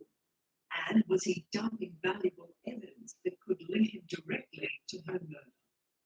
I remember Nick saying we're really close now, and then we're pretty sure we've got him. So it was quite a chilling moment for us thinking, yes, finally we're going to catch him. What we need to know is where this person stayed in South Australia on the night of Sunday the 13th of October this year. Police say the man had a beard and long black hair. He may have since changed his appearance. It's highly likely that he used a name similar to Pays, P-A-I-S. And probably within an hour or so of that media release going out, the manager from the Lindy Lodge Hotel rang in, saying he had information that could assist. Reading the advertising, I saw this identical picture of a man. I put my hand over the lower part of his face and just looked at his nose and eyes. And I took it on it. He stayed at my motel. He provided information that a person of a similar description using the name of Pace had stayed at his motel. Yeah, I booked in probably 3 or 4 o'clock in the afternoon, and that's the last I saw of him until he left in the morning, probably about 8 or 9 o'clock thereabouts. The person involved is booked in prior to the murder at the Lindy Lodge, and he's got long hair and in disheveled. And then in the afternoon he returned and asked me where he could get a haircut. And right now, she's not thinking about her work schedule.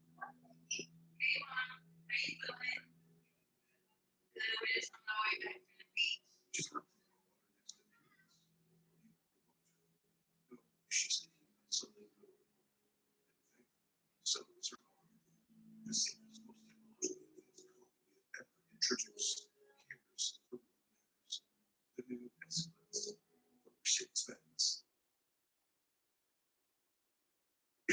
worried about spoiling your dinner with any of our dollar sliders from 2 to 5 p.m. at Arby's, do what I do. Order a dollar shake to take your mind off it. Arby's, we have the meat. I have big news. You can now brush and floss at the same time. Introducing Waterpik Sonic Fusion, the world's first flossing toothbrush. Brushing, even with an electric toothbrush, only gets the surface. But Waterpik Sonic Fusion thoroughly cleans those areas that other products miss. It's one step to a complete clean, and best of all, it's clinically proven to be twice as effective as regular brushing and flossing. Go online or ask your dental professional about Waterpik Sonic Fusion.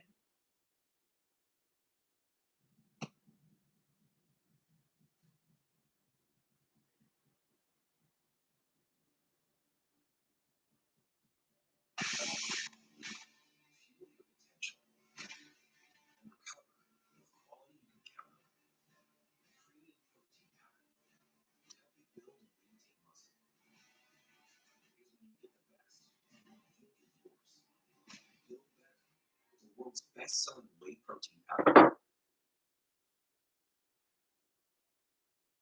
If all of this makes you happy, then you'll be happy to know that all of this is only $1 each at Arby's from 2 to 5 every day.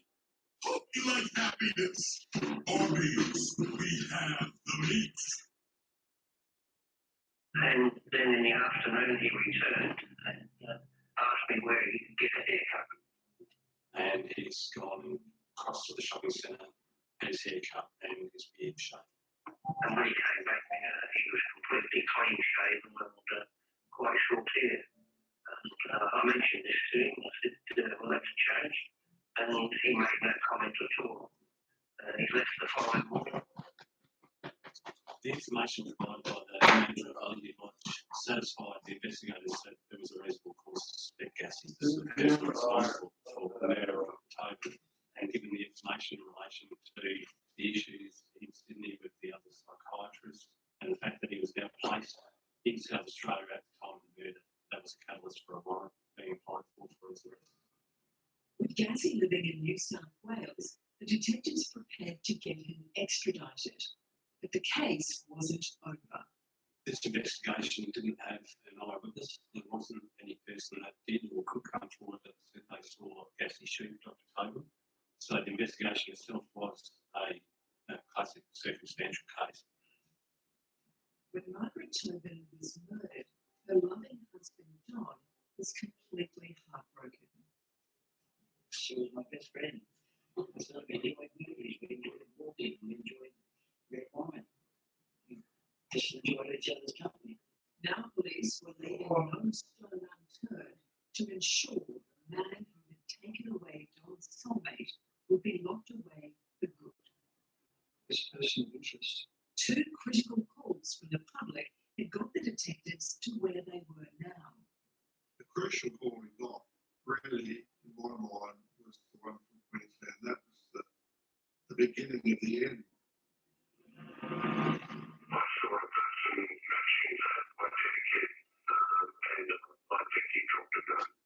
The first call had led detectives to identify Gassi. Because that was the call that I believe really put us on the right track. The second call placed the identified Gassi in Adelaide on the day Margaret Tobin was killed. Reading the advertising, I saw this identity picture of a man, and this, I noticed that he stayed at my motel. Now, with Gassi arrested, they wanted to find the last remaining pieces of evidence that Gassi may have discarded at the local petrol station in Renmark. The bag that was thrown out appeared to be something similar to a small white shopping bag, and the thoughts certainly turned to firearms being in that bag. So, at a stinking rubbish tip at temperatures reaching 40 degrees, they steeled themselves to search for the plastic bag that could lock up Gassi for a very long time. We were faced with a large wall of rubbish. Just looking at it, we started to think, well, how are we ever going to be able to identify where this material is? We're looking for one small shopping bag. After 2 days of wading through tons of putrid garbage, they had found nothing. I got a phone call saying, well, we can't find it, can you come out and help? And within a very short time, we found a bag. And I remember saying to the police officer, this is one of those bags from our service station. We tore it over a little bit and it had dockets in it from the service station. While there weren't any gun parts, what was in the white shopping bag was as good as a smoking gun. The two main items that were on cable were two receipts. The first receipt had the name of the business that was involved torn out, but still had room 17 written on it, and we were able to establish that was the receipt from the Shamrock Motel. The second receipt was from the Edmonton Motel in Queensland, and that matched with the date of the incident at the Brisbane Convention Centre, so it was 6 months earlier. While Gussie had used another alias, his intention to kill Margaret Tobin was the same. Margaret Tobin was Eric Gassie's focus. He went to Brisbane in an effort to shoot her up there. He knew she was going to be there. The attempt fired his gun fell out of his trousers and he lost it. Unfortunately, didn't make the same error as Adelaide. While it had taken Gussie 5 years to research and plan his murderous revenge on Dr. Margaret Tobin, it took a jury just over a day and a half of deliberation to find him guilty of her murder. For Don Scott, who has recently died, it was an absolute relief. It was Margaret's birthday today. Good outcome. Absolutely amazing. The fact that the whole case was based on circumstantial evidence, I think it was just really amazing. He prepared and he watched and he stalked her and he planned, and if the detectives hadn't been so thorough, he may have got away with it. He could be still walking the streets today. For murdering a woman who had devoted her career to caring for the mentally ill, Gussie was given a life sentence. He's eligible for parole in 2032. I don't think I'd be alone in saying I don't really demonstrate. Gussie is a dangerous, nasty individual. Margaret Tobin's death was a huge loss to everyone in South Australia. She was here to reform the whole mental health system in South Australia. So when she died, everybody lost. Everyone in South Australia lost. I was very proud of Margaret, what she did, having her as my big sister. And I've lost someone who can't be replaced. I'm very grateful that he has been punished for his death. And I hope he never gets out.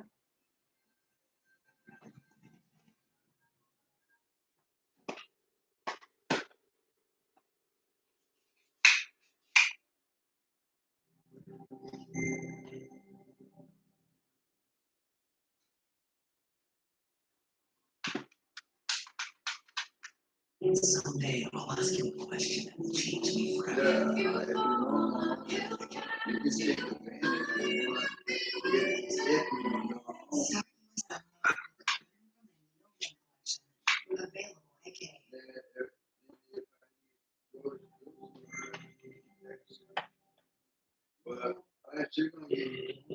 Our phones are now the center of our lives. They track our every move, our every call. And for police, they have become the key to solving crimes. This series is about the unique calls that crack down Australia's most shocking murder cases. It's taking a sinister turn. Voices from beyond the grave. Calls you've never heard before. The amazing stories of how today's telephone calls brought Australia's most